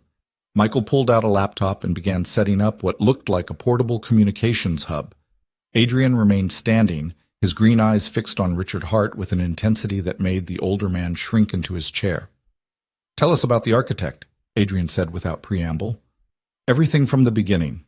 Richard ran a hand through his thinning hair. "It started about 8 months ago. I was in deep with the gambling debts, drinking too much, making stupid bets to try to win back what I'd lost. Classic spiral. Then I got an email at work." "At your work email?" Michael looked up sharply. "That's traceable." "It was anonymized, routed through multiple servers. Believe me, our IT department would have flagged it if they could trace it." Richard's voice was defensive. "The email was simple. Said they knew about my financial situation and my unique skill set. Offered me a way out." "What skill set?" Lena asked. Her father looked at her, and for the first time she saw pride mixed with shame in his expression. "I'm very good at finding money, baby. At tracking it through complex financial systems, identifying patterns, spotting laundering operations. It's what I do for Mercer and Associates, forensic accounting for litigation cases. I help lawyers prove their opponents are hiding assets or cooking books." He laughed bitterly. "Turns out those same skills make me valuable to people who want to expose criminal financial networks." "So the architect recruited you to build a comprehensive record of dirty money," Adrian said. "Yes, they sent me encrypted access to certain databases. I still don't know how they got that access, but it was legitimate. Banking records, wire transfers, shell company registrations. I started compiling it all into a master database. Names, dates, amounts, connections. A complete map of how money flows through the criminal underworld in the northeastern United States." "That would be worth killing for," Carlos said from his position by the window. "Multiple times over." The architect knew that. They promised me protection, promised that once the ledger was complete, they'd use it to bring down the entire network. Prosecutors would have everything they needed, airtight cases against hundreds of criminals. Money laundering, racketeering, corruption, it would all be exposed. Richard's hands trembled as he spoke. "And they promised me $500,000. Enough to pay off Victor, clear my other debts, and have enough left over to help Lena with her student loans." "Noble of you," Lena said, unable to keep the sarcasm out of her voice. "Using blood money to pay for my education. I thought it was the right thing." Richard's voice rose. "Taking down criminals, getting paid for it, helping my daughter. It all seemed perfect. Too perfect, I know that now. But I was desperate and drunk, and so tired of failing at everything." "When did Victor enter the picture, Isor?" Adrian asked, steering the conversation back. "About 3 months ago. I needed money for a short-term debt, just $5,000 to tide me over until the architect paid me. I'd heard Victor's name through some of my clients, knew he loaned money at high interest but would actually provide it, so I borrowed from him." Richard's laugh was hollow. "Except I couldn't pay it back when it came due. The 5,000 became 10, became 20, became 3 million with penalties and interest compounding daily." "Victor inflated the debt deliberately," Michael said, looking up from his laptop. "Standard practice for him. Get someone on the hook for a small amount, then use legal-sounding language and compound interest to balloon it into an unpayable sum. Creates leverage. When I couldn't pay, Victor's people came to my apartment, asked what I could offer instead. Richard couldn't look at Lena. "I panicked. I told them about you. Said you were my daughter, that you could be useful. I thought maybe you could work for Victor for a while, pay off the debt through labor or something." "Labor," Lena repeated flatly. "You thought Victor Kozlov would put me to work filing paperwork?" "I wasn't thinking clearly. I was terrified and they were threatening to kill me, and I said your name. The moment it came out, I knew I'd made a terrible mistake. But it was too late. Then Victor started asking questions about what I did for work, who my clients were, what kind of information I had access to." Richard's voice dropped. He didn't care about the 3 million. He cared about the ledger. Somehow, he knew about it. And he wanted it. Adrian exchanged a glance with Michael. The architect has a leak. Or Victor has resources we haven't accounted for, Michael replied. If he's got someone inside banking systems or intelligence agencies, they could have flagged unusual data access patterns and traced them back to Richard. Either way, Victor knows the ledger exists and wants it destroyed before it destroys him. Adrian turned back to Richard. What did you tell him? Nothing. I swore I didn't know what he was talking about. But he's not stupid. He had my communications monitored, my movements tracked. When he couldn't find the ledger through surveillance, he decided to use Lena as leverage. Force me to hand it over or watch my daughter die. So you ran, Adrian said. I ran. Tried to warn Lena, but they'd already taken my phone. Left coded messages where I could, hoped she'd figure out something was wrong and hide. Richard finally looked directly at his daughter. I never meant for any of this to happen. I just wanted to fix things, to finally do something right. Instead, I made everything worse. The silence that followed was heavy with things unsaid. Lena wanted to scream at him, to rage about his selfishness and stupidity. But looking at this broken man, this pathetic shadow of a father, she felt mostly emptiness. Where's the ledger? She asked quietly. Richard reached into his jacket and pulled out a small key. Old-fashioned, brass, with a numbered tag. Safety deposit box. First National Bank on Madison Avenue, box 2847. It's in your mother's maiden name, Elizabeth Winters. I thought that would keep it safe, a name with no connection to me or my current life. Adrian took the key, examining it. Who has access to this box? It's a dual-access box, requires 2 keys and 2 authorized signatures. Richard's voice was barely above a whisper. I have this key. The architect has the other one. Convenient, Michael said dryly. So even if Victor found the box, he couldn't open it without both keys. And if he grabbed you, you couldn't access it without the architect's cooperation. Security through mutual dependency, Adrian said. Smart, actually. It protected both parties from betrayal. Until Victor started targeting Lena, Richard said. The architect never planned for that. They thought the dual key system made everyone safe. They didn't account for Victor deciding to hurt my daughter to force my cooperation. Have you contacted the architect since this started? Adrian asked. I've tried. Our communication protocol is specific. I leave coded messages in certain online forums. They respond within 24 hours. But I haven't heard from them in 4 days. Either they've gone dark deliberately, or Richard trailed off. Or Victor found them, Carlos finished grimly. Adrian pulled out his phone and made a call. It was answered immediately. I need everything you can find on Safety Deposit Box 2847 at First National Bank, Madison Avenue. Account name Elizabeth Winters. Security protocols, access logs, everything. He paused, listening. Yes, I know it's after hours. Make it happen anyway. He ended the call and looked at Richard. If the architect has been compromised or eliminated, that second key becomes a critical piece. Victor will be looking for it, which means he'll be watching the architect's known associates, locations, and communication channels. We don't even know who the architect is, Lena pointed out. We know they have access to classified financial databases, sophisticated encryption capabilities, and enough resources to promise $500,000 in payment, Adrian counted off. That narrows it considerably. Michael, run analysis on anyone who's been moving against organized crime financial networks in the past year. Cross-reference with people who have the technical skills to execute this kind of operation. Michael's fingers flew across his keyboard. On it. Though, if the architect is any good, they won't show up in obvious searches. Nobody's perfect. Everyone leaves traces. Adrian turned to Richard. Did the architect ever mention their motivation? Why they wanted to expose these criminal networks? Richard thought for a moment.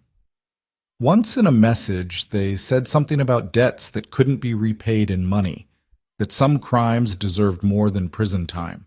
They deserved complete destruction of everything the criminals had built. Personal vendetta, Elena said. Someone who lost something to these networks and wants revenge. Or someone who worked within the system, got frustrated with legal limitations and decided to go outside it. Adrian's expression was thoughtful.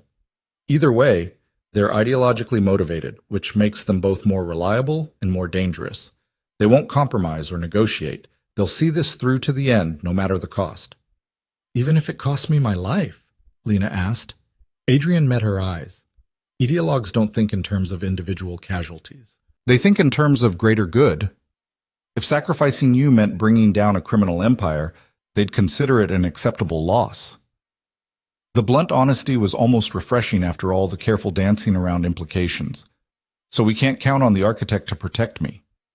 We can't count on anyone but ourselves, Adrian agreed, which is why we're going to take control of this situation. Michael, status on that bank research? Preliminary results coming in now. Box 2847 was opened 7 months ago. Fits the timeline. Access requires both keys plus biometric verification, fingerprint and signature match. Last access was... Michael's voice trailed off. 3 days ago, someone used the architect's key. Before or after the architect went dark? Adrian demanded. Based on Richard's communication timeline, it would have been right around when contact ceased. Michael pulled up security footage on his screen. Bank security cameras captured the access. Sending it to your phone now. Adrian's phone buzzed. He pulled up the footage and his expression darkened. Well, he said quietly, that's interesting. He turned the phone so everyone could see. The footage showed a woman in her 50s, professionally dressed, blonde hair pulled back. She approached the safety deposit area, presented her key, underwent biometric verification, and was escorted to the vault. Who is she? Lena asked. I don't know yet, Adrian said, but we're going to find out. Michael, run facial recognition. Carlos, check with our financial sector contacts. See if anyone recognizes her. Wait, Richard said, leaning forward to look at the image. I know her, or I've seen her. That's Margaret Chen. She's a federal prosecutor, Eastern District of New York. Handles financial crimes and corruption cases. The pieces suddenly clicked into place in Lena's mind. A federal prosecutor with access to financial databases, technical resources, and motivation to take down criminal networks, she said slowly. That's the architect. A prosecutor who's supposed to work within the legal system but decided to build an extrajudicial database of criminal evidence, Adrian added. Bold, reckless, and exactly the kind of ideologue who'd put innocent people at risk for the greater good. If she accessed the box 3 days ago, she might have taken the ledger already, Elena said. Or she was checking on it, making sure it was secure before going dark. Michael brought up more information on his screen. Margaret Chen, age 53, with the prosecutor's office for 18 years. Specializes in white-collar crime and RICO cases. Reputation for being tenacious, some would say obsessive. Has taken down several major criminal organizations, but also has a history of aggressive investigative techniques. Meaning she bends rules, Carlos said. Meaning she breaks them when she thinks the end justifies the means. Adrian studied the image on his phone.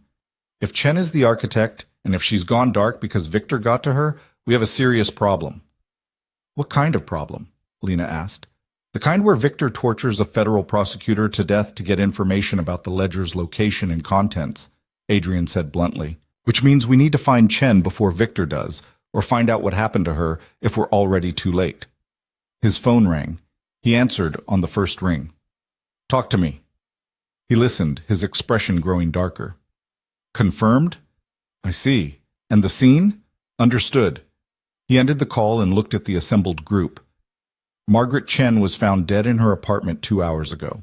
Apparent suicide, single gunshot wound to the head. NYPD is calling it death by her own hand.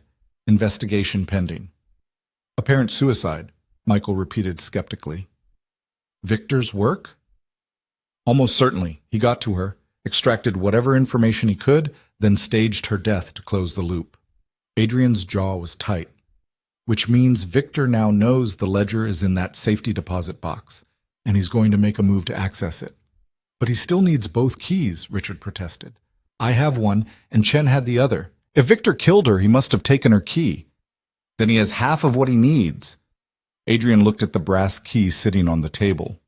And he knows exactly who has the other half. Richard, you just became the most valuable target on Victor's list. What about Lena? Elena asked. She's listed as having access to the box. under her mother's maiden name, which Victor might not know yet, but once he starts digging into Richard's family history, he'll find it. Adrian was already moving, gathering equipment. We have maybe 12 hours before Victor puts together enough information to move on the bank.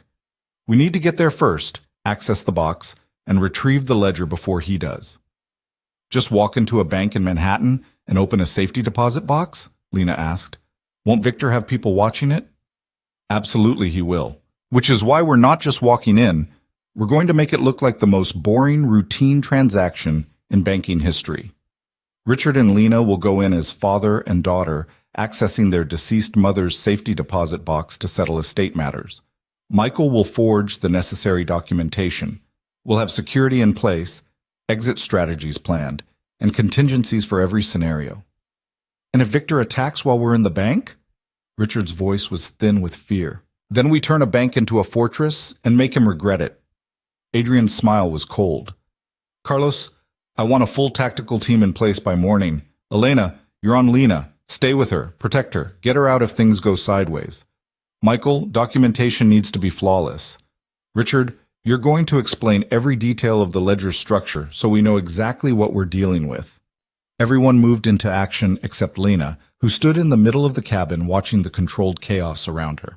Tomorrow morning she was going to walk into a bank that would almost certainly be under surveillance by a criminal organization that wanted her dead. She'd access a safety deposit box containing information worth killing for, information that could bring down an empire or get her killed, depending on how the next few hours played out. And she was terrified. But underneath the fear was something else, a strange kind of clarity. For the first time since this nightmare began, she wasn't just reacting, she was acting, making choices, taking control, fighting back instead of running. Adrian appeared beside her, his presence solid and reassuring despite everything. You don't have to do this, he said quietly. I can forge signatures, create a convincing enough facsimile that the bank might accept it. You could stay here where it's safe. Nothing is safe anymore, Lena replied. And I'm tired of other people making decisions about my life. If we're getting this ledger, I want to be there. I want to see what my father's choices have created, and I want to be part of ending it. Adrian studied her face. You've changed since this morning, harder, sharper. Fear does that. Or maybe I was always this person and just never had a reason to find out. She met his eyes. You said I'd have a seat at the table. Tomorrow I'm taking it. Something that might have been approval flickered in Adrian's expression. Then we'll make sure you survive it, he said, because I have a feeling you're going to be very useful in the days to come. The question is whether you'll still be the same person when this is over. I already know the answer to that, Lena said quietly. I won't be. The person I was died the moment those men tried to grab me. Whoever I become next, that's still being decided. Good. Adrian's voice held an edge of satisfaction. Because the world doesn't need more victims. It needs people willing to do what's necessary to survive and protect what matters. He walked away to coordinate with his team, leaving Lena with that thought. What mattered? A week ago she would have said her job, her apartment, the small routine of her ordinary life. Now all of that seemed insignificant, like props in a play she'd stopped performing. What mattered was staying alive, making sure her father's mistakes didn't kill them both. And maybe, just maybe, finding a way to make Victor Kozlov regret the day he'd decided Lena Hart was easy prey. Her phone buzzed with another message from Victor. You're running out of time, Lena. Give me what I want or watch your world burn. Last chance. She stared at the message for a long moment, then typed a response. Tomorrow morning, First National Bank, Madison Avenue. Come and take it from me yourself. I'll be waiting. She showed the message to Adrian before sending it. This will escalate things dramatically, he warned. Good, I'm tired of running. Let's finish this. Adrian's smile was fierce and approving. Now you're thinking like a strategist. Send it. Lena hit send and felt a strange sense of calm settle over her. Tomorrow, one way or another, this would end. Either Victor would take what he wanted and leave her alive, or Adrian would remove him from the board permanently, or they'd all go down in flames together. But it would end, and Lena would face it standing up, not cowering in a corner waiting for someone else to save her. She was done being saved. Tomorrow, she'd start saving herself. The night passed in fragments of sleep and planning. Lena dozed fitfully on the cabin's couch while Adrian and his team worked through scenarios at the dining table, their voices a low murmur of tactical discussions and contingency protocols. Every time she drifted off, she dreamed of her mother, not the sick woman fading in a hospital bed, but the vibrant person from earlier memories. In the dreams, Elizabeth Winters tried to tell her something important, but the words dissolved before Lena could understand them. She woke fully at 5 in the morning to find Adrian standing at the window, silhouetted against the pre-dawn gray. He held a cup of coffee and stared out at the forest with the stillness of someone accustomed to functioning on minimal sleep. "You should rest," Lena said, her voice rough. "I did. 3 hours, more than enough." He didn't turn around. "Your father is in the back room, still sleeping off the residual drugs and stress. Michael has the documentation ready. Carlos is coordinating the security team's positions around the bank. We move in 2 hours." Lena sat up, running her hands through her tangled hair. Her body ached from Elena's self-defense training and the accumulated tension of the past day. "Are you scared?" she asked. Now Adrian did turn, his green eyes catching the dim light. Fear is useful when it sharpens focus, destructive when it clouds judgment. I stay on the useful side of that line. "That's not an answer." "It's the only answer I have."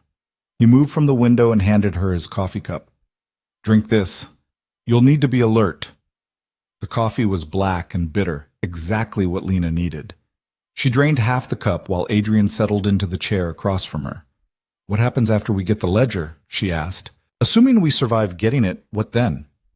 "We analyze the contents, determine what Victor is most afraid of being exposed, and use that information to force a confrontation on our terms." Adrian's voice was matter-of-fact, as if discussing a business transaction rather than life and death. "Victor wants the ledger destroyed because it contains evidence that could dismantle his empire. But empires aren't just about money, they're about power, connections, reputation. Destroy any one of those pillars, and the whole structure becomes vulnerable. So we threaten to release the information unless he backs off. We threaten to release specific pieces of information to specific people who would do maximum damage to his operations." Adrian's smile was cold. "Victor has enemies, rivals who would love nothing more than to exploit his weaknesses. Law enforcement agencies that have been building cases against him but lack evidence. Political figures whose careers would benefit from his downfall. The ledger gives us leverage over all of them." "You're talking about blackmail." "I'm talking about strategy. Blackmail is crude, demanding money for silence. Strategy is identifying pressure points and applying force precisely where it creates the desired outcome." Adrian leaned forward slightly. "Victor believes power comes from fear and money. I believe it comes from information and timing. We're about to prove which philosophy is correct." Lena thought about that while she finished the coffee. Her father had spent months compiling the ledger, thinking he was working for justice. Instead, he'd created a weapon that could be used by anyone ruthless enough to wield it. "What about Margaret Chen?" she asked. "The architect. If she really was killed by Victor, doesn't she deserve some kind of justice?" "Justice is a luxury we can't afford right now. Survival comes first." Adrian's expression was unreadable. "But if it helps, know that Victor eliminating Chen was a tactical error. Federal prosecutors have colleagues, supervisors, cases that get reassigned when they die. Chen's death will trigger investigations that Victor can't control. He bought himself time, but he also started a clock counting down to his exposure." "You almost sound like you respect him." "I respect competent opponents. Victor is very competent, ruthless, strategic, well-resourced, which is precisely why he's dangerous and needs to be removed." Adrian stood, checking his watch. "Get cleaned up and dressed. Michael prepared appropriate clothing for the bank visit. You need to look like a bereaved daughter handling family business, not someone running for her life." Lena found the clothes in the bedroom, a simple black dress, professional but understated, with shoes that were comfortable enough to run in if necessary. Someone, probably Elena, had included minimal makeup and a hairbrush. She transformed herself into the role Adrian needed her to play, watching in the mirror as Lena Hart, terrified fugitive, became Lena Winters, grieving daughter settling her mother's estate. The face looking back at her was composed, even calm. Only her eyes gave away the truth. They were harder now, carrying a wariness that hadn't been there before. When she emerged, her father was awake and sitting at the table with Michael, reviewing documents. Richard looked up and something crumpled in his expression. "You look just like your mother," he said quietly. "She wore a dress like that to her sister's funeral. I'd forgotten until just now." Lena didn't know what to say to that. The grief in her father's voice was real, but so was everything else. The lies, the debts, the choices that had led them here. "The documentation is perfect," Michael said, breaking the awkward silence. He spread papers across the table. "Death certificate for Elizabeth Winters, estate settlement paperwork, legal authorization for both of you to access the safety deposit box. The bank will have no reason to question any of it." "What about Victor's people?" Richard asked, his hands trembling slightly. "If they're watching the bank—" "They are watching," Carlos said, entering from outside. He brought with him the smell of cold morning air and gun oil. Confirmed at least 4 hostiles in position around the bank perimeter. Surveillance vehicles on both corners, foot teams rotating through the coffee shop across the street, and the office building next door. "Only 4? Adrian looked skeptical. "Victor's throwing a surprisingly light net." "Because he's not planning to grab them at the bank," Elena said, joining the group. "Too public, too many witnesses, too many security cameras. He's waiting to see if they actually access the box, then he'll move when they leave with the ledger." "Smart," Adrian acknowledged, "which means we need to be smarter. Carlos, I want the extraction team ready at 3 different exit points.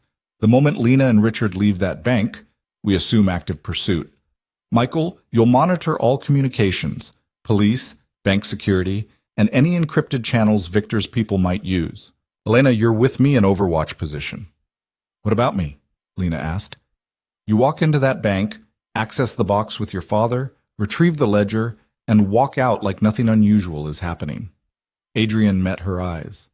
"Victor's people will be watching for signs of fear or deception. You need to be exactly what you're pretending to be, a daughter handling the sad but necessary business of her mother's estate. Can you do that?"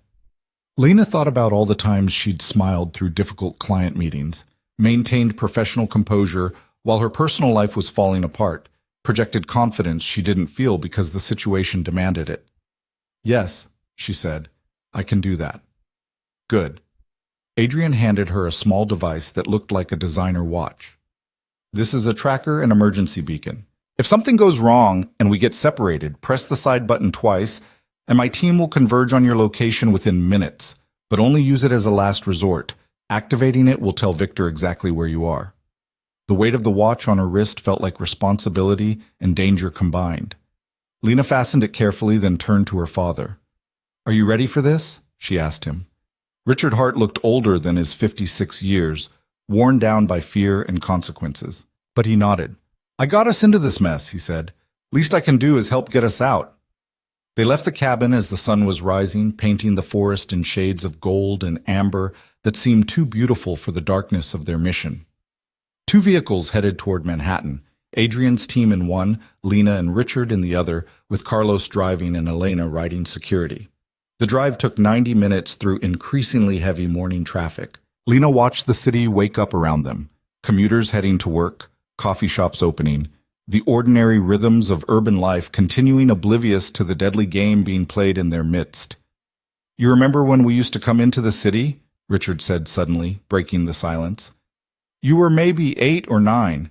We'd take the train in and spend the day at museums. The Natural History Museum was your favorite." "The dinosaurs," Lena said, the memory surfacing unexpectedly. "I wanted to be a paleontologist." "You wanted to be everything. Paleontologist, astronaut, detective, chef. You had so many dreams." Richard's voice was thick. "I'm sorry I wasn't there to help you achieve them. Sorry I became just another obstacle you had to overcome." Lena wanted to stay angry, to hold on to the protective barrier of resentment. But looking at this broken man, she felt something shift inside her. "You were there when Mom died," she said quietly.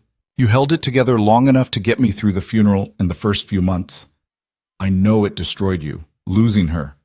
I watched it happen." "That's not an excuse." "No, but it's an explanation." Lena turned to look at him directly. "You made terrible choices, Dad. Choices that put me in danger and might get us both killed. But I understand why you made them, even if I can't forgive them yet.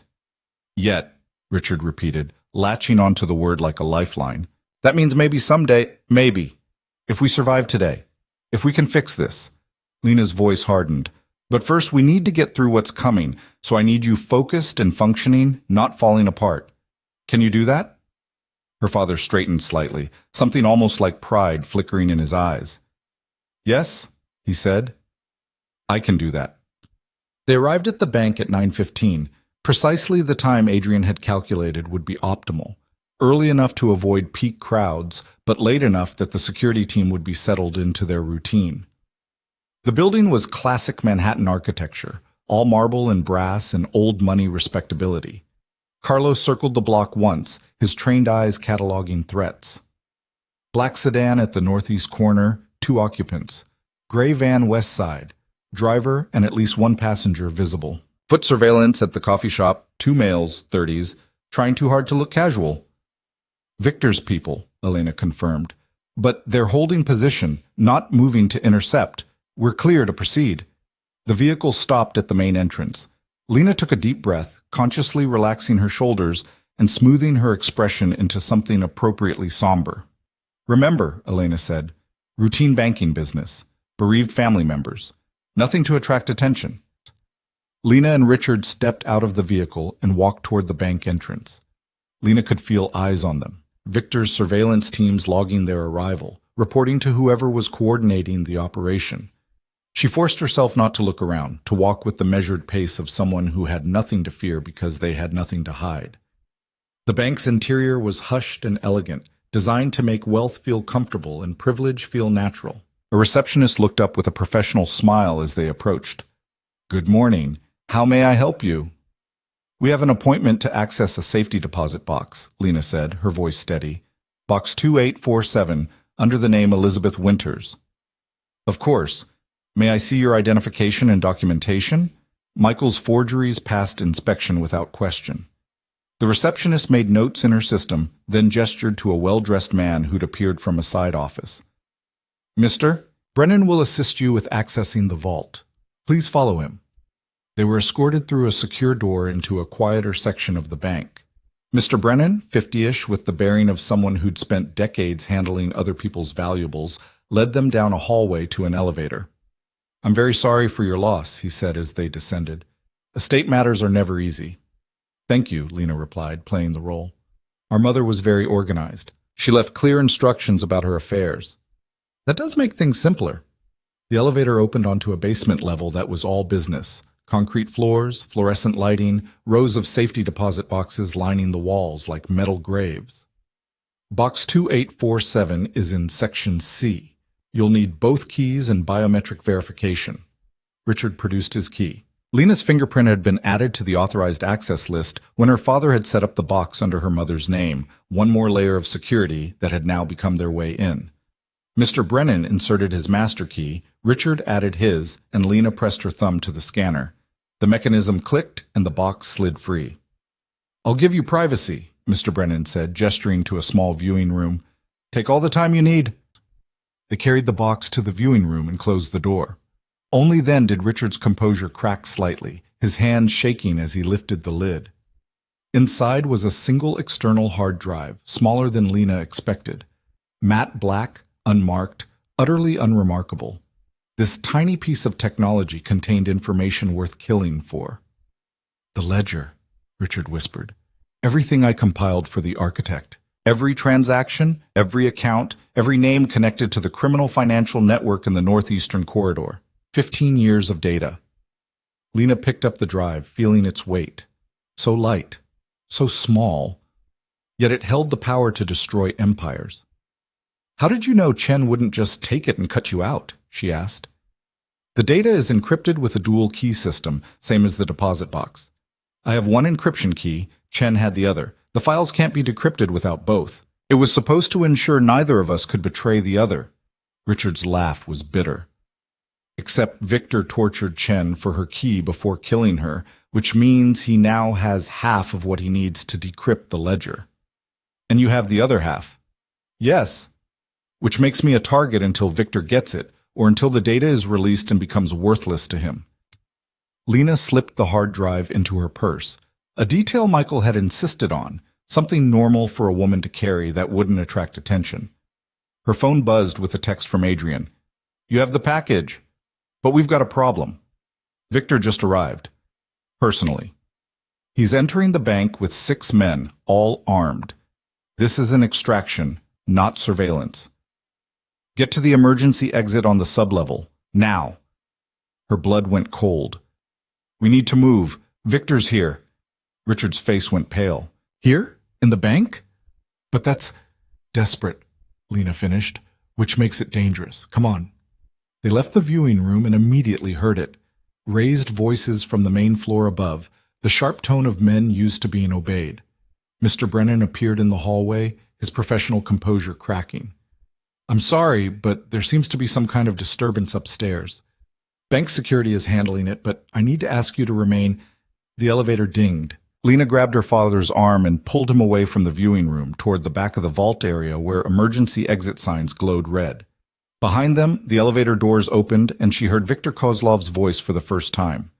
"Search every room. They're down here somewhere, and they have what we came for." His accent was subtle but present, adding an edge to already sharp words. Footsteps spread out through the vault area, methodical and professional. Lena and Richard reached the emergency exit, and she pushed the door open, praying it wouldn't trigger an alarm. It didn't. Adrian's team had probably disabled it remotely. They found themselves in a service corridor, fluorescent lights buzzing overhead. "This way," Richard said, surprising her by taking the lead. "I studied the building layout when I first rented the box. Service corridors connect to the parking garage." They ran through a maze of concrete hallways that smelled of dust and industrial cleaner. Behind them, voices echoed, Victor's men giving chase. Richard's knowledge of the layout saved them. He led her through 2 turns that put solid walls between them and their pursuers, then to a service elevator that descended even further into the building's infrastructure. "The parking garage connects to the subway system through an old utility tunnel," Richard explained as the elevator descended. "The bank was built in the 20s, back when they connected everything underground. Most people have forgotten it exists." The elevator opened onto a parking level that was poorly lit and largely empty. Richard pointed to a door marked Authorized Personnel Only. "Through there. The tunnel is maybe 200 yards, comes up in the subway station on 42nd. They were halfway across the parking level when headlights blazed behind them. A vehicle had followed them down, Victor's people, relentless and professional. "Run!" Lena shouted. They sprinted for the door as the vehicle accelerated toward them. Lena's shoes, chosen for their ability to run in, proved their worth as she reached the door first and wrenched it open. The tunnel beyond was exactly as Richard described, old brick, dripping water, dim emergency lighting creating pools of shadow. They ran into the darkness as the vehicle screeched to a stop and doors opened behind them. "Stop! We only want the drive. Give it to us and you can walk away." Like hell they could. Lena knew that voice belonged to someone who'd killed before and wouldn't hesitate to kill again. The tunnel seemed endless, their footsteps echoing off brick walls while pursuit closed the distance behind them. Lena's lungs burned and her legs screamed protest, but fear drove her forward. Light appeared ahead, the subway station. They burst out of the tunnel into the controlled chaos of the morning commute, dozens of people moving through the station oblivious to the deadly chase happening in their midst. Lena pulled Richard into the crowd, using bodies as cover. She risked a glance back and saw 2 of Victor's men emerge from the tunnel, scanning the crowd with professional efficiency. Her phone buzzed. "Adrian, I see you on the subway cameras. Blue line platform, 3rd car, doors closing in 45 seconds. Be on it." She grabbed Richard and pushed through the crowd toward the blue line platform. A train sat with doors open, commuters streaming on and off. "There!" One of Victor's men had spotted them. Lena and Richard shoved onto the train just as the warning chime sounded. The doors started to close. Through the window, Lena saw Victor's men running toward them, hands reaching for weapons they couldn't draw without causing panic. The doors sealed. The train began to move. For a moment, Lena thought they'd made it. Then she saw Viktor Kozlov himself on the platform, watching the train depart with an expression of cold calculation. He raised his phone to his ear, speaking rapidly. "He's calling ahead," Richard said, breathless. "He'll have people waiting at every stop." Lena's phone buzzed again. Different number, one she didn't recognize. Against her better judgment, she answered. "Miss Hart." Victor's voice was smooth, cultured, absolutely devoid of warmth. That was impressive, but ultimately pointless. I have people at every station on that line. You can run, but you're just delaying the inevitable. Then why call? Lena managed to keep her voice steady. To gloat? To make an offer. You have something I need. I'm willing to pay for it. $1 million, cash for the hard drive and the encryption key. You and your father walk away wealthy and alive. Everyone wins. Except the hundreds of criminals whose operations would be exposed if that data went public. Those criminals, as you call them, are businessmen operating in markets the law refuses to acknowledge. But that's irrelevant to you. What's relevant is staying alive long enough to spend $1 million.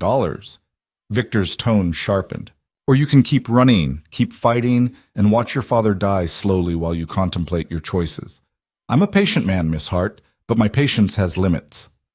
The train was slowing for the next station. Through the windows, Lena saw men in dark suits taking positions on the platform. I need to think about it, she said. You have until this train reaches Grand Central. That gives you 7 minutes. Choose wisely. The call ended. Richard was staring at her with hope and fear mixed in his expression. $1 million, Lena. We could take it. Pay off everyone. Start over somewhere new. And trust a man who murders federal prosecutors? Lena shook her head. He's not offering us money, Dad. He's offering us a quick death instead of a slow one. Then what do we do? Lena looked at the hard drive in her purse, then at the men waiting at the next station, then at her phone. Adrian's last message was still on the screen. Trust the process. We trust that Adrian has a plan, she said. And we stay alive long enough to see it through. The train pulled into the station. The doors opened and Victor's men stepped on, scanning faces with mechanical efficiency. Lena pulled Richard toward the far end of the car, using the crowd as cover. Then her phone buzzed with a new message from Adrian, and a slow smile spread across her face as she read it. Next station, exit to the right. Count 3 pillars, take the service stairs down. Someone will be waiting. And Lena? When this is over, remind me to never underestimate you again. The train began to move again, carrying them toward whatever came next. But for the first time since this nightmare began, Lena felt something other than fear. She felt ready. The next station appeared through the tunnel darkness like salvation wrapped in fluorescent light. Lena counted the seconds until the train slowed, her hand tight around her father's arm while Victor's men moved methodically through the car, checking faces with professional thoroughness. The doors opened and Lena moved, pulling Richard with her into the surge of commuters. They flowed with the crowd toward the exit, and she counted pillars. 1, 2, 3, then spotted the service stairs exactly where Adrian had said they'd be. A door marked Maintenance Access stood slightly ajar, impossible to notice unless you were looking for it. They slipped through and into a stairwell that smelled of concrete and machine oil. The door closed behind them with a solid click, muffling the sounds of the station above. Down, came a voice from below. Carlos appeared from the shadows, weapon drawn but pointed safely downward. Move fast. They'll check the service areas within 90 seconds. They descended 2 flights to a sub-basement level that existed on no public maps. Carlos led them through a maze of utility corridors where massive pipes carried water and steam through the city's infrastructure. The air was hot and damp, filled with the sound of rushing water and mechanical hums. Where are we going? Richard gasped, struggling to keep pace. Somewhere Victor can't follow without starting a war he's not ready for, Carlos replied cryptically. They emerged into what looked like an abandoned subway platform, one of the ghost stations Lena had read about, remnants of New York's early transit system, sealed off and forgotten by everyone except those who knew where to look. Adrian stood in the center of the platform, his phone pressed to his ear, surrounded by tactical equipment and 3 additional team members Lena hadn't seen before. He looked up as they approached, and something like relief flickered in his expression before his usual cold composure returned. I have them, he said into the phone. Yes, the package is secure. Proceed with Phase 2. He ended the call and focused on Lena. The hard drive? She pulled it from her purse and held it up. Right here. But Victor offered us $1 million for it. He called during the train ride. Of course he did. Negotiation from a position of false strength. Make you think you have options while he closes the trap. Adrian took the drive and handed it to Michael, who immediately connected it to a laptop. Did he give you a deadline? 7 minutes. We're past that now. which means he's escalating to more aggressive tactics. Michael, how long to decrypt and copy the contents? If Richard provides his encryption key, maybe 20 minutes. The dual key system is sophisticated but not unbreakable. Michael looked at Richard. I'll need the key and any associated passphrases.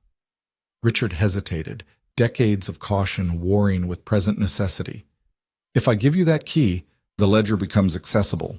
Anyone could use it. Anyone already can, Adrian said flatly. Victor tortured Margaret Chen for her half. The only question is whether we access it first and control how it's used, or whether Victor gets both keys and destroys the only evidence that could bring him down. He's right, Dad, Lena said quietly. We're past the point of protecting secrets. Now we're just trying to survive. Richard's shoulders sagged in defeat. He pulled a small notebook from his jacket pocket, pages filled with alphanumeric sequences and coded references.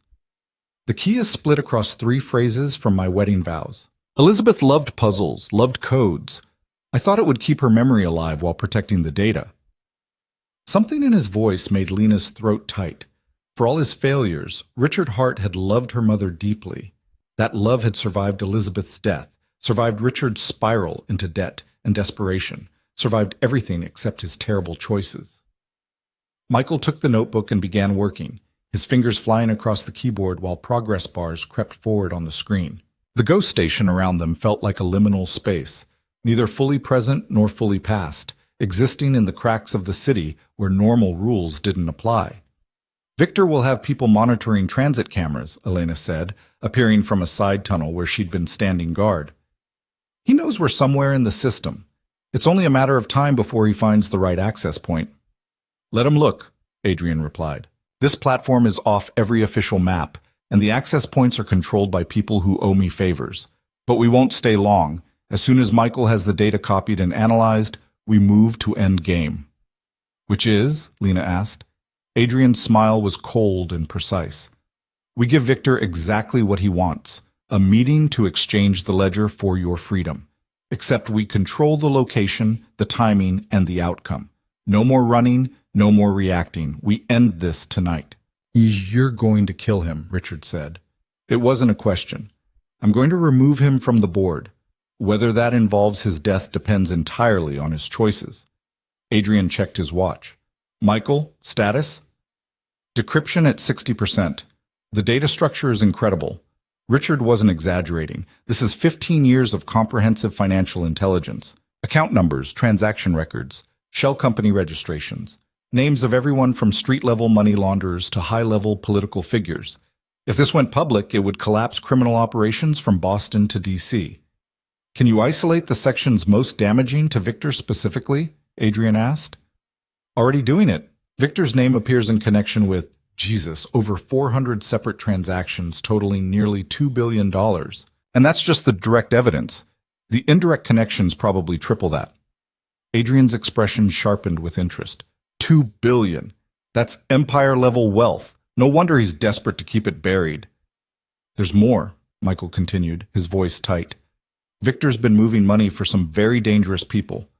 I'm seeing connections to 3 different terrorist organizations, 2 hostile foreign governments, and at least 1 high-ranking U.S. senator. If this senator's involvement became public, it would trigger federal investigations that Victor couldn't survive, Adrian finished. That's our leverage. We threaten to expose his connection to domestic terrorism funding and watch him choose between losing everything or backing away from the Hart family permanently. He won't just back away, Carlos said from his position by the tunnel entrance. Men like Victor don't surrender. They escalate until someone dies. Then someone dies. Adrian's voice was matter-of-fact. But it won't be anyone in this room. The certainty in his tone should have been reassuring. Instead, it reminded Lena that Adrian Voss was exactly as dangerous as Victor Kozlov, just pointed in a different direction. She was trusting a man who talked about killing with the same casual tone most people used to discuss the weather. Her phone buzzed. Victor, again. You missed your deadline, Miss Hart? That was unwise.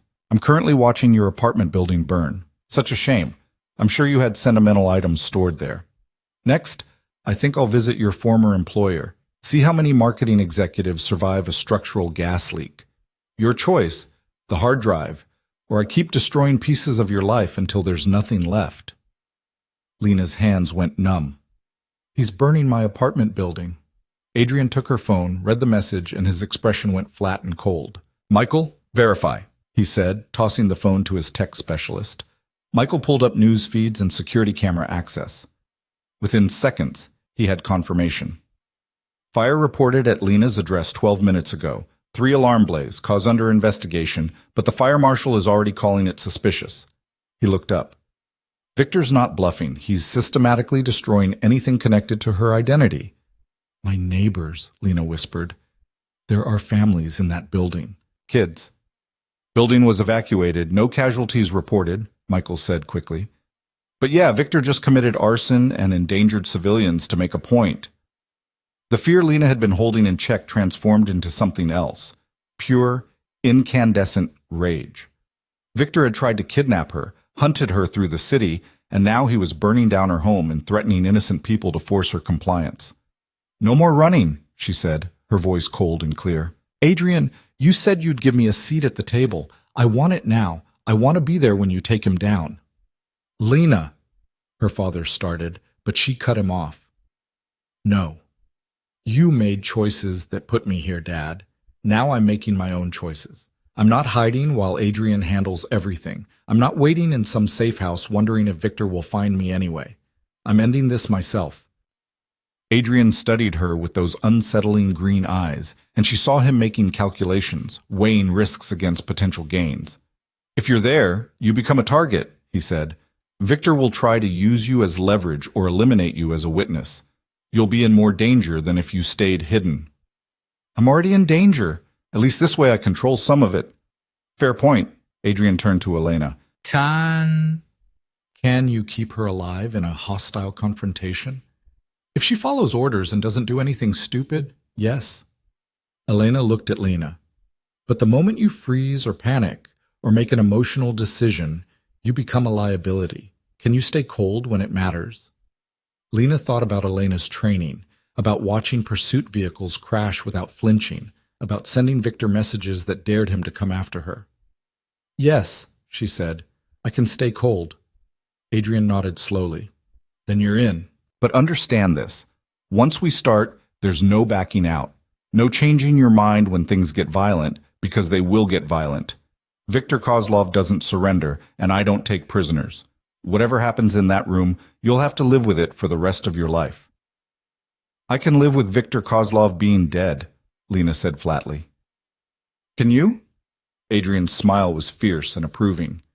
"Michael, how long until we have everything we need from the ledger?" 5 minutes. I'm creating multiple encrypted copies and distributing them through secure channels. Even if Victor destroys every physical version, the information will survive." "Good.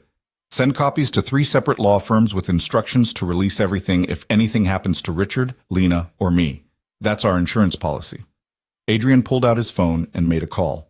"It's time. Set up the meeting. Pier 47, Warehouse 3, midnight tonight. Tell him we'll exchange the original hard drive and both encryption keys for guaranteed safe passage and permanent cessation of all activities targeting the Hart family. No lawyers, no intermediaries. Victor and me, face to face, final negotiation." He listened for a moment, then smiled coldly. "He'll come. Men like Victor can't resist the chance to personally reclaim what's theirs. His ego won't allow anything else." The call ended and Adrian addressed the group. "We have 12 hours to prepare. Carlos, I want the warehouse rigged with every advantage we can build in. Elena, full tactical loadout for everyone, including Lena.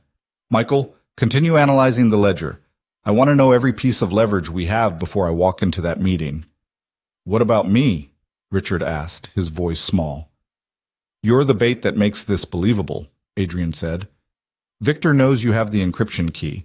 Your presence confirms we're serious about the exchange. But you stay behind protective cover the entire time. And if shooting starts, you follow Carlos's orders without question.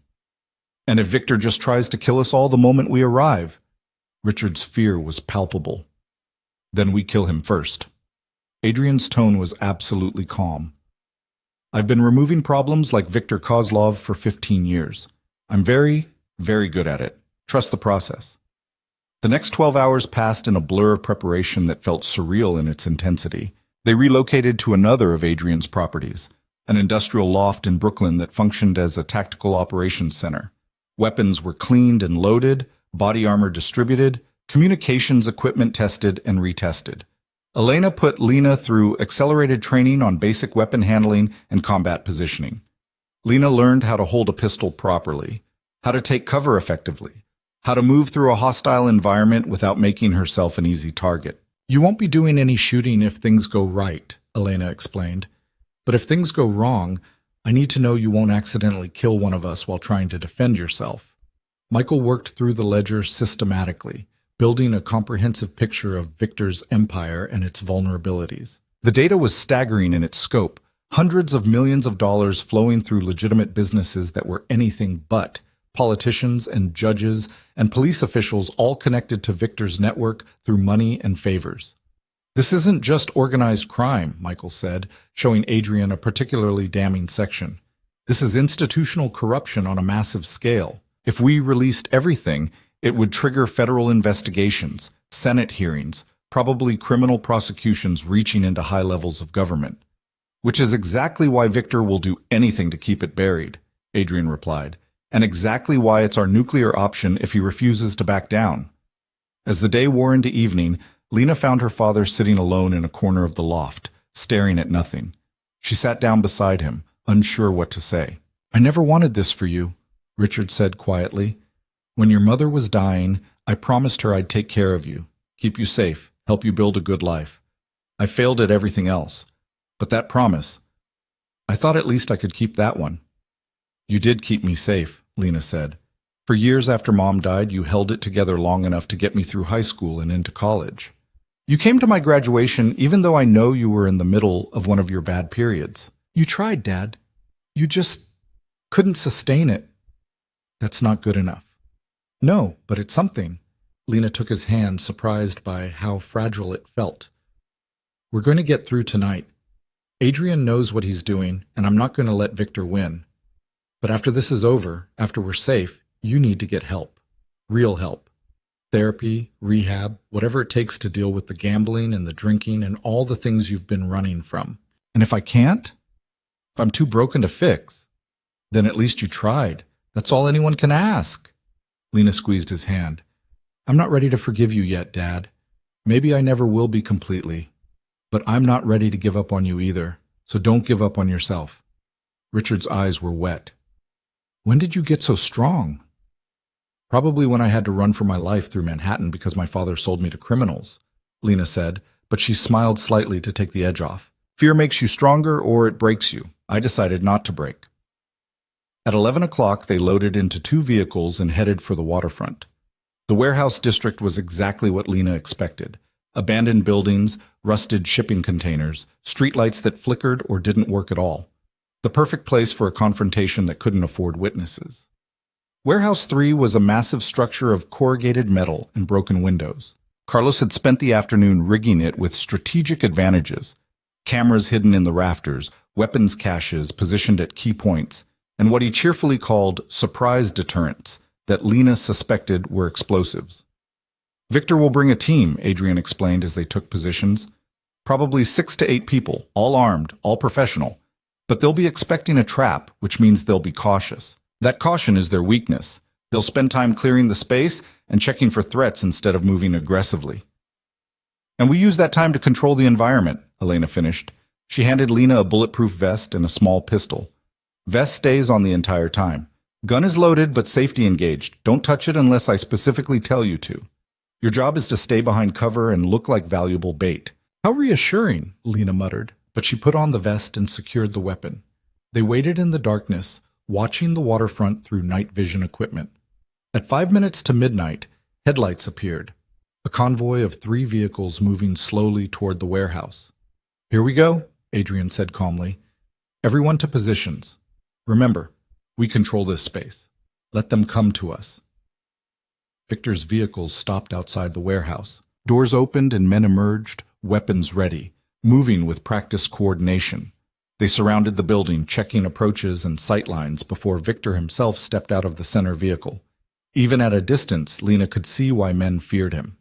Victor Kozlov moved with absolute confidence, as if violence was just another business tool he'd mastered long ago. He wore an expensive suit despite the industrial setting, and his silver hair caught the moonlight as he surveyed the warehouse with cold calculation. He brought 8 men, Carlos reported from his overwatch position, all armed with automatic weapons, 2 snipers taking elevated positions on the surrounding buildings.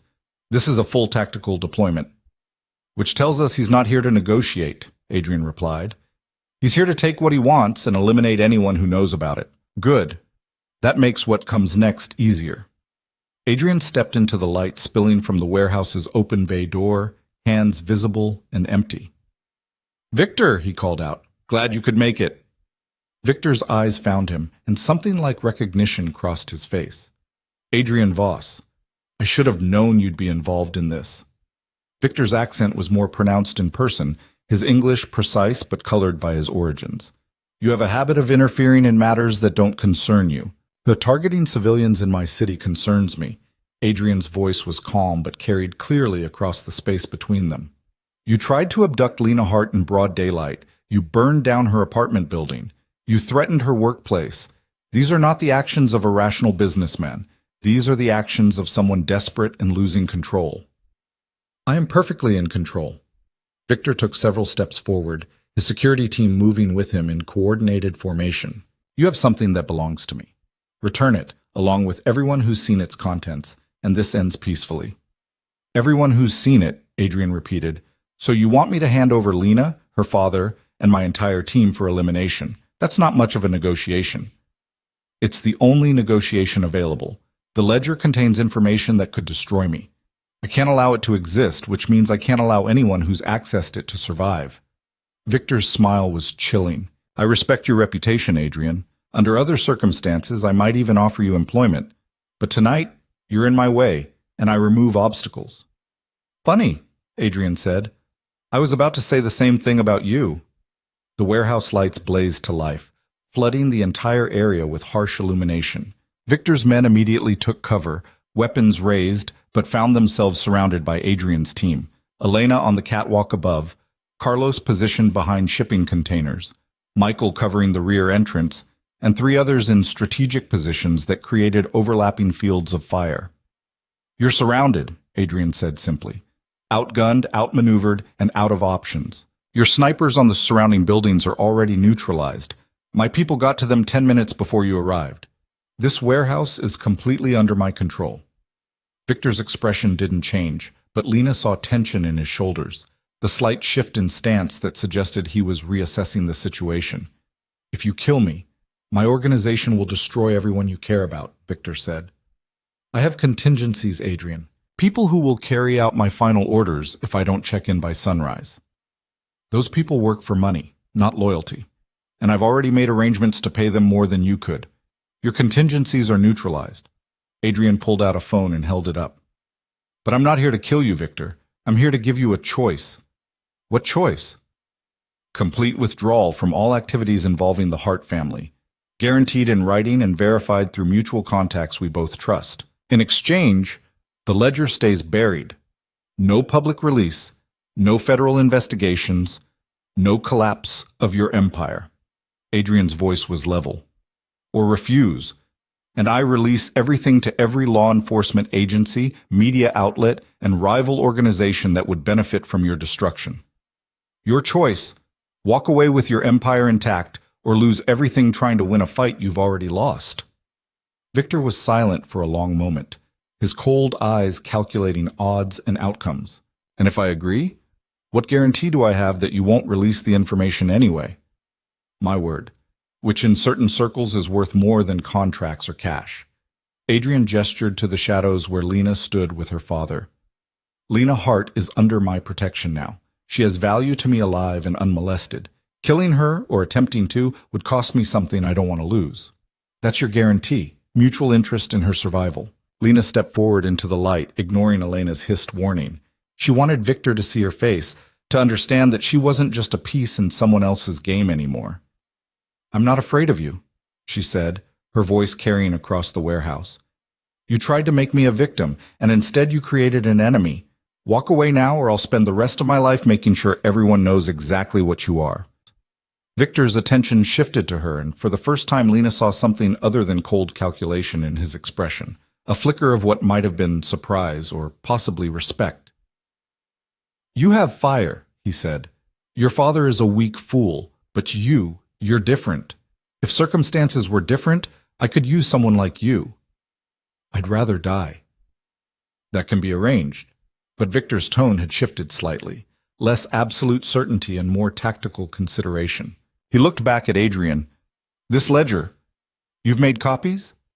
"Multiple copies, distributed through channels you can't touch. The original goes into a vault that requires both of us to access.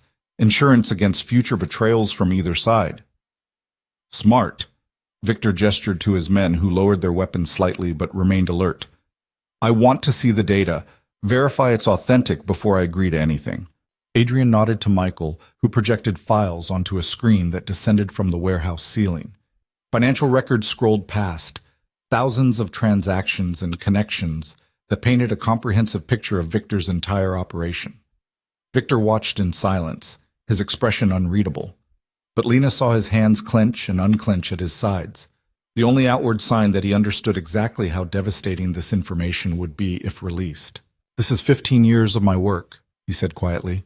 "Everything I've built, every connection I've cultivated, all of it documented in excruciating detail." "Yes," Adrian confirmed, "which is why you're going to agree to my terms. Because losing Lana Hart as a target costs you nothing, but losing your empire costs you everything." The silence stretched while Victor made his calculation. Lena held her breath, knowing that the next words out of his mouth would determine whether they all survived the night. "I agree to your terms," Victor finally said. "With one addition, I want the name of the architect. Margaret Chen didn't work alone. Someone helped her build this database, someone with technical skills and access she didn't have. I want that name." Adrian glanced at Michael, who shook his head fractionally. "Chen's communications were anonymized beyond our ability to trace," Adrian said. "Whoever her partner was, they're a ghost. We don't have a name to give you." "Then find one. Because I guarantee they're still out there, and they have access to everything Chen compiled. Until they're neutralized, the ledger remains a threat to me." Victor's voice hardened. "Get me that name within 30 days, or our agreement is void." 30 days, Adrian agreed. "We'll find your ghost. In exchange, you sign documentation right now guaranteeing the Hart family's safety, with financial penalties enforced through our mutual contacts if you violate the terms." "Acceptable." Michael produced papers that had clearly been prepared in advance. Victor read through them carefully, his face revealing nothing, then signed with a pen that probably cost more than Lena's former monthly rent. "It's done," Victor said, handing the documents back. "The Hart family is no longer my concern. But Adrian, understand this. If that ledger ever surfaces publicly, I'll know you broke our agreement, and I'll come for you with everything I have. Fair warning, and understand this. If anything happens to Lena or Richard that even remotely connects to you, those files go to every federal agency in the country. We have mutual deterrence now. Let's both hope we never have to test it." Victor nodded slowly, then turned to Lena. "You should thank Adrian Voss. He just saved your life at considerable personal risk. Men like him don't do that often, or lightly." "I know exactly what he did," Lena replied evenly. "And why?" Something that might have been a smile touched Victor's lips. "Do you? I wonder." He gestured to his men. "We're leaving. Adrian, I hope we never meet again under these circumstances." "Likewise." Victor and his team withdrew in the same coordinated fashion they'd arrived, weapons still ready but no longer actively threatening. Their vehicles started up and pulled away, red taillights disappearing into the industrial darkness. Only when they were completely gone did Lena allow herself to breathe properly. "Is it over?" Richard asked from his position behind a shipping container. "Are we actually safe?" "For now," Adrian replied. "Victor honors his agreements when they serve his interests, and right now it serves his interests to leave you alone. But we'll maintain security protocols for the next 6 months, just in case." Lena walked over to Adrian, her legs suddenly weak with the aftermath of adrenaline. "Thank you," she said quietly. "For everything. The protection, the plan, risking your people to save us." "I didn't do it out of charity." Adrian's green eyes were unreadable in the harsh warehouse lighting. "You and your father represent valuable assets, information, leverage, future considerations. I made a calculated investment in your survival. I don't believe that's the only reason. Believe what you want, but understand that the world you've entered doesn't run on gratitude or sentiment. It runs on mutual benefit and strategic advantage. Adrian's voice softened almost imperceptibly. That said, you impressed me tonight. Most people would have stayed hidden and let others fight their battles. You chose to stand up. That takes courage most people don't have. Or stupidity. The line between the two is thinner than most people think. Adrian extended his hand. You're free now, Lena. Free from Victor. Free from the immediate danger. What you do with that freedom is up to you. Lena shook his hand, feeling the controlled strength in his grip. What if I don't want to go back to my old life? She asked. My apartment is gone, my job probably thinks I abandoned them, and everything that made up my normal existence has been destroyed. I can't just pretend none of this happened. No, you can't, but you can decide what comes next. Adrian released her hand and pulled out a business card. You have skills I could use. Intelligence, composure under pressure, the ability to think strategically in crisis situations. If you want to learn how to really operate in this world, call that number. I run a consulting firm that handles complex problems for people who can afford discretion. I could use someone like you. You're offering me a job? Lena looked at the card. Plain white, single phone number, no name or company listed. I'm offering you a choice. Go back to marketing, an ordinary life, always wondering if Victor might change his mind. Or step into this world fully, learn how it works, and make sure you're never a victim again. Adrian's smile was sharp. You've already proven you can handle the pressure. The question is whether you want to. Lena slipped the card into her pocket, her mind already spinning with possibilities. Her father appeared beside her, looking older and frailer than ever, but with something like hope in his eyes. What about me? Richard asked Adrian. Do I get offered a choice too? You get offered rehab and therapy, fully funded, at a facility that specializes in gambling addiction and trauma recovery. Adrian's tone was firm, but not unkind. You created this situation through your choices, Richard. Now you get to live with the consequences, which include intensive treatment and rebuilding your relationship with your daughter. No more debts, no more running, no more excuses. Either get better or get out of the way. Richard flinched, but nodded. Fair enough. More than fair, considering. Adrian turned to leave, but Lena caught his arm. The architect's partner, she said. The ghost Victor once identified. You already know who it is, don't you? Adrian's expression was carefully neutral. What makes you think that? Because you're too thorough to leave loose ends, and because I've been watching how you work. You always have more information than you reveal. Lena held his gaze. Who is it? For a long moment, Adrian said nothing. Then he smiled faintly. Margaret Chen's communications were routed through multiple servers, but every system leaves traces if you know where to look. Michael found them 3 hours ago. The architect's technical partner was a cybersecurity specialist named David Chen, Margaret's younger brother, currently in witness protection after testifying against a different criminal organization. And you're not going to tell Victor?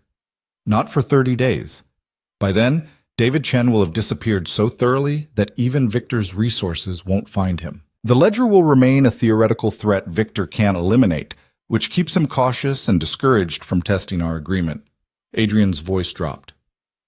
Some insurance policies work better when the other party doesn't know they're not real. That's devious. That's survival. Welcome to the world where I operate, Lena. Think carefully before you decide to join it. He walked away, his team following, leaving Lena and her father alone in the empty warehouse. Richard put a tentative hand on her shoulder. What are you going to do?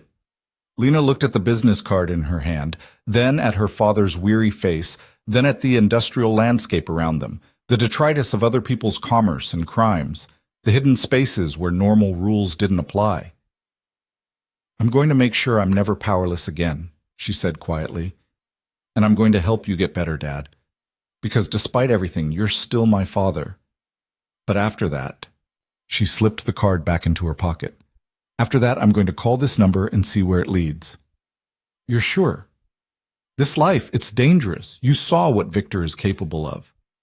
I also saw what Adrian is capable of, and I saw what I'm capable of when I have to be. Lena started walking toward the warehouse exit. I spent my whole life trying to be safe, trying to build a normal existence, and where did it get me? One bad decision away from being sold out by my own father. Lena, I'm sorry. I know. And we'll deal with that, work through it, eventually. She looked back at him. But right now I need you to understand something. The daughter you knew, the one who worried about rent and student loans and whether her marketing campaigns were effective, that person is gone. What comes next is going to be different. Better or worse, I don't know yet, but definitely different. They emerged from the warehouse into the cold night air. In the distance, the city sparkled with lights, millions of people living their ordinary lives, completely unaware of the deadly negotiation that had just taken place in the industrial shadows. A car waited for them, one of Adrian's vehicles, with Carlos behind the wheel. Adrian arranged transportation to a hotel, Carlos said as they climbed in. Secure location, everything you need for the next few days while we finalize arrangements. The drive back to Manhattan was quiet. Richard dozed in the back seat while Lena watched the city pass by, her mind already planning her next moves. First, help her father get into treatment. Make sure he actually committed to recovery this time, that he didn't slip back into old patterns. Second, deal with the practical matters. Insurance claims on her destroyed apartment, explanations to her employer, rebuilding the mundane infrastructure of her life. And third, when the time was right, call the number on Adrian's card and step through the door into a world she was only beginning to understand. The hotel was discreet and expensive, the kind of place that didn't ask questions as long as the bill was paid. Carlos escorted them to adjoining suites and promised security would be maintained overnight. Adrian will be in touch tomorrow, he said before leaving. Get some rest. You've earned it. Lena stood in her suite after Carlos left, surrounded by luxury that felt surreal after everything they'd been through. She walked to the window and looked out at the city below, still processing the past 48 hours. 2 days ago, she'd been a marketing specialist worried about client presentations. Now she was someone who'd negotiated with international criminals, learned to handle weapons, and been offered a position in a world most people didn't even know existed. Her phone buzzed, a new message from an unknown number. You handled yourself well tonight. Most people freeze or break under that kind of pressure. You stayed sharp. That's rare. When you're ready to talk about the future, you know how to reach me. Alina saved the number and set the phone aside. She was exhausted but knew sleep would be difficult. Too much adrenaline still coursing through her system. Too many thoughts competing for attention. A soft knock on the connecting door between suites. Her father's voice, tentative. Lena, can we talk? She opened the door to find Richard standing there, looking lost and small.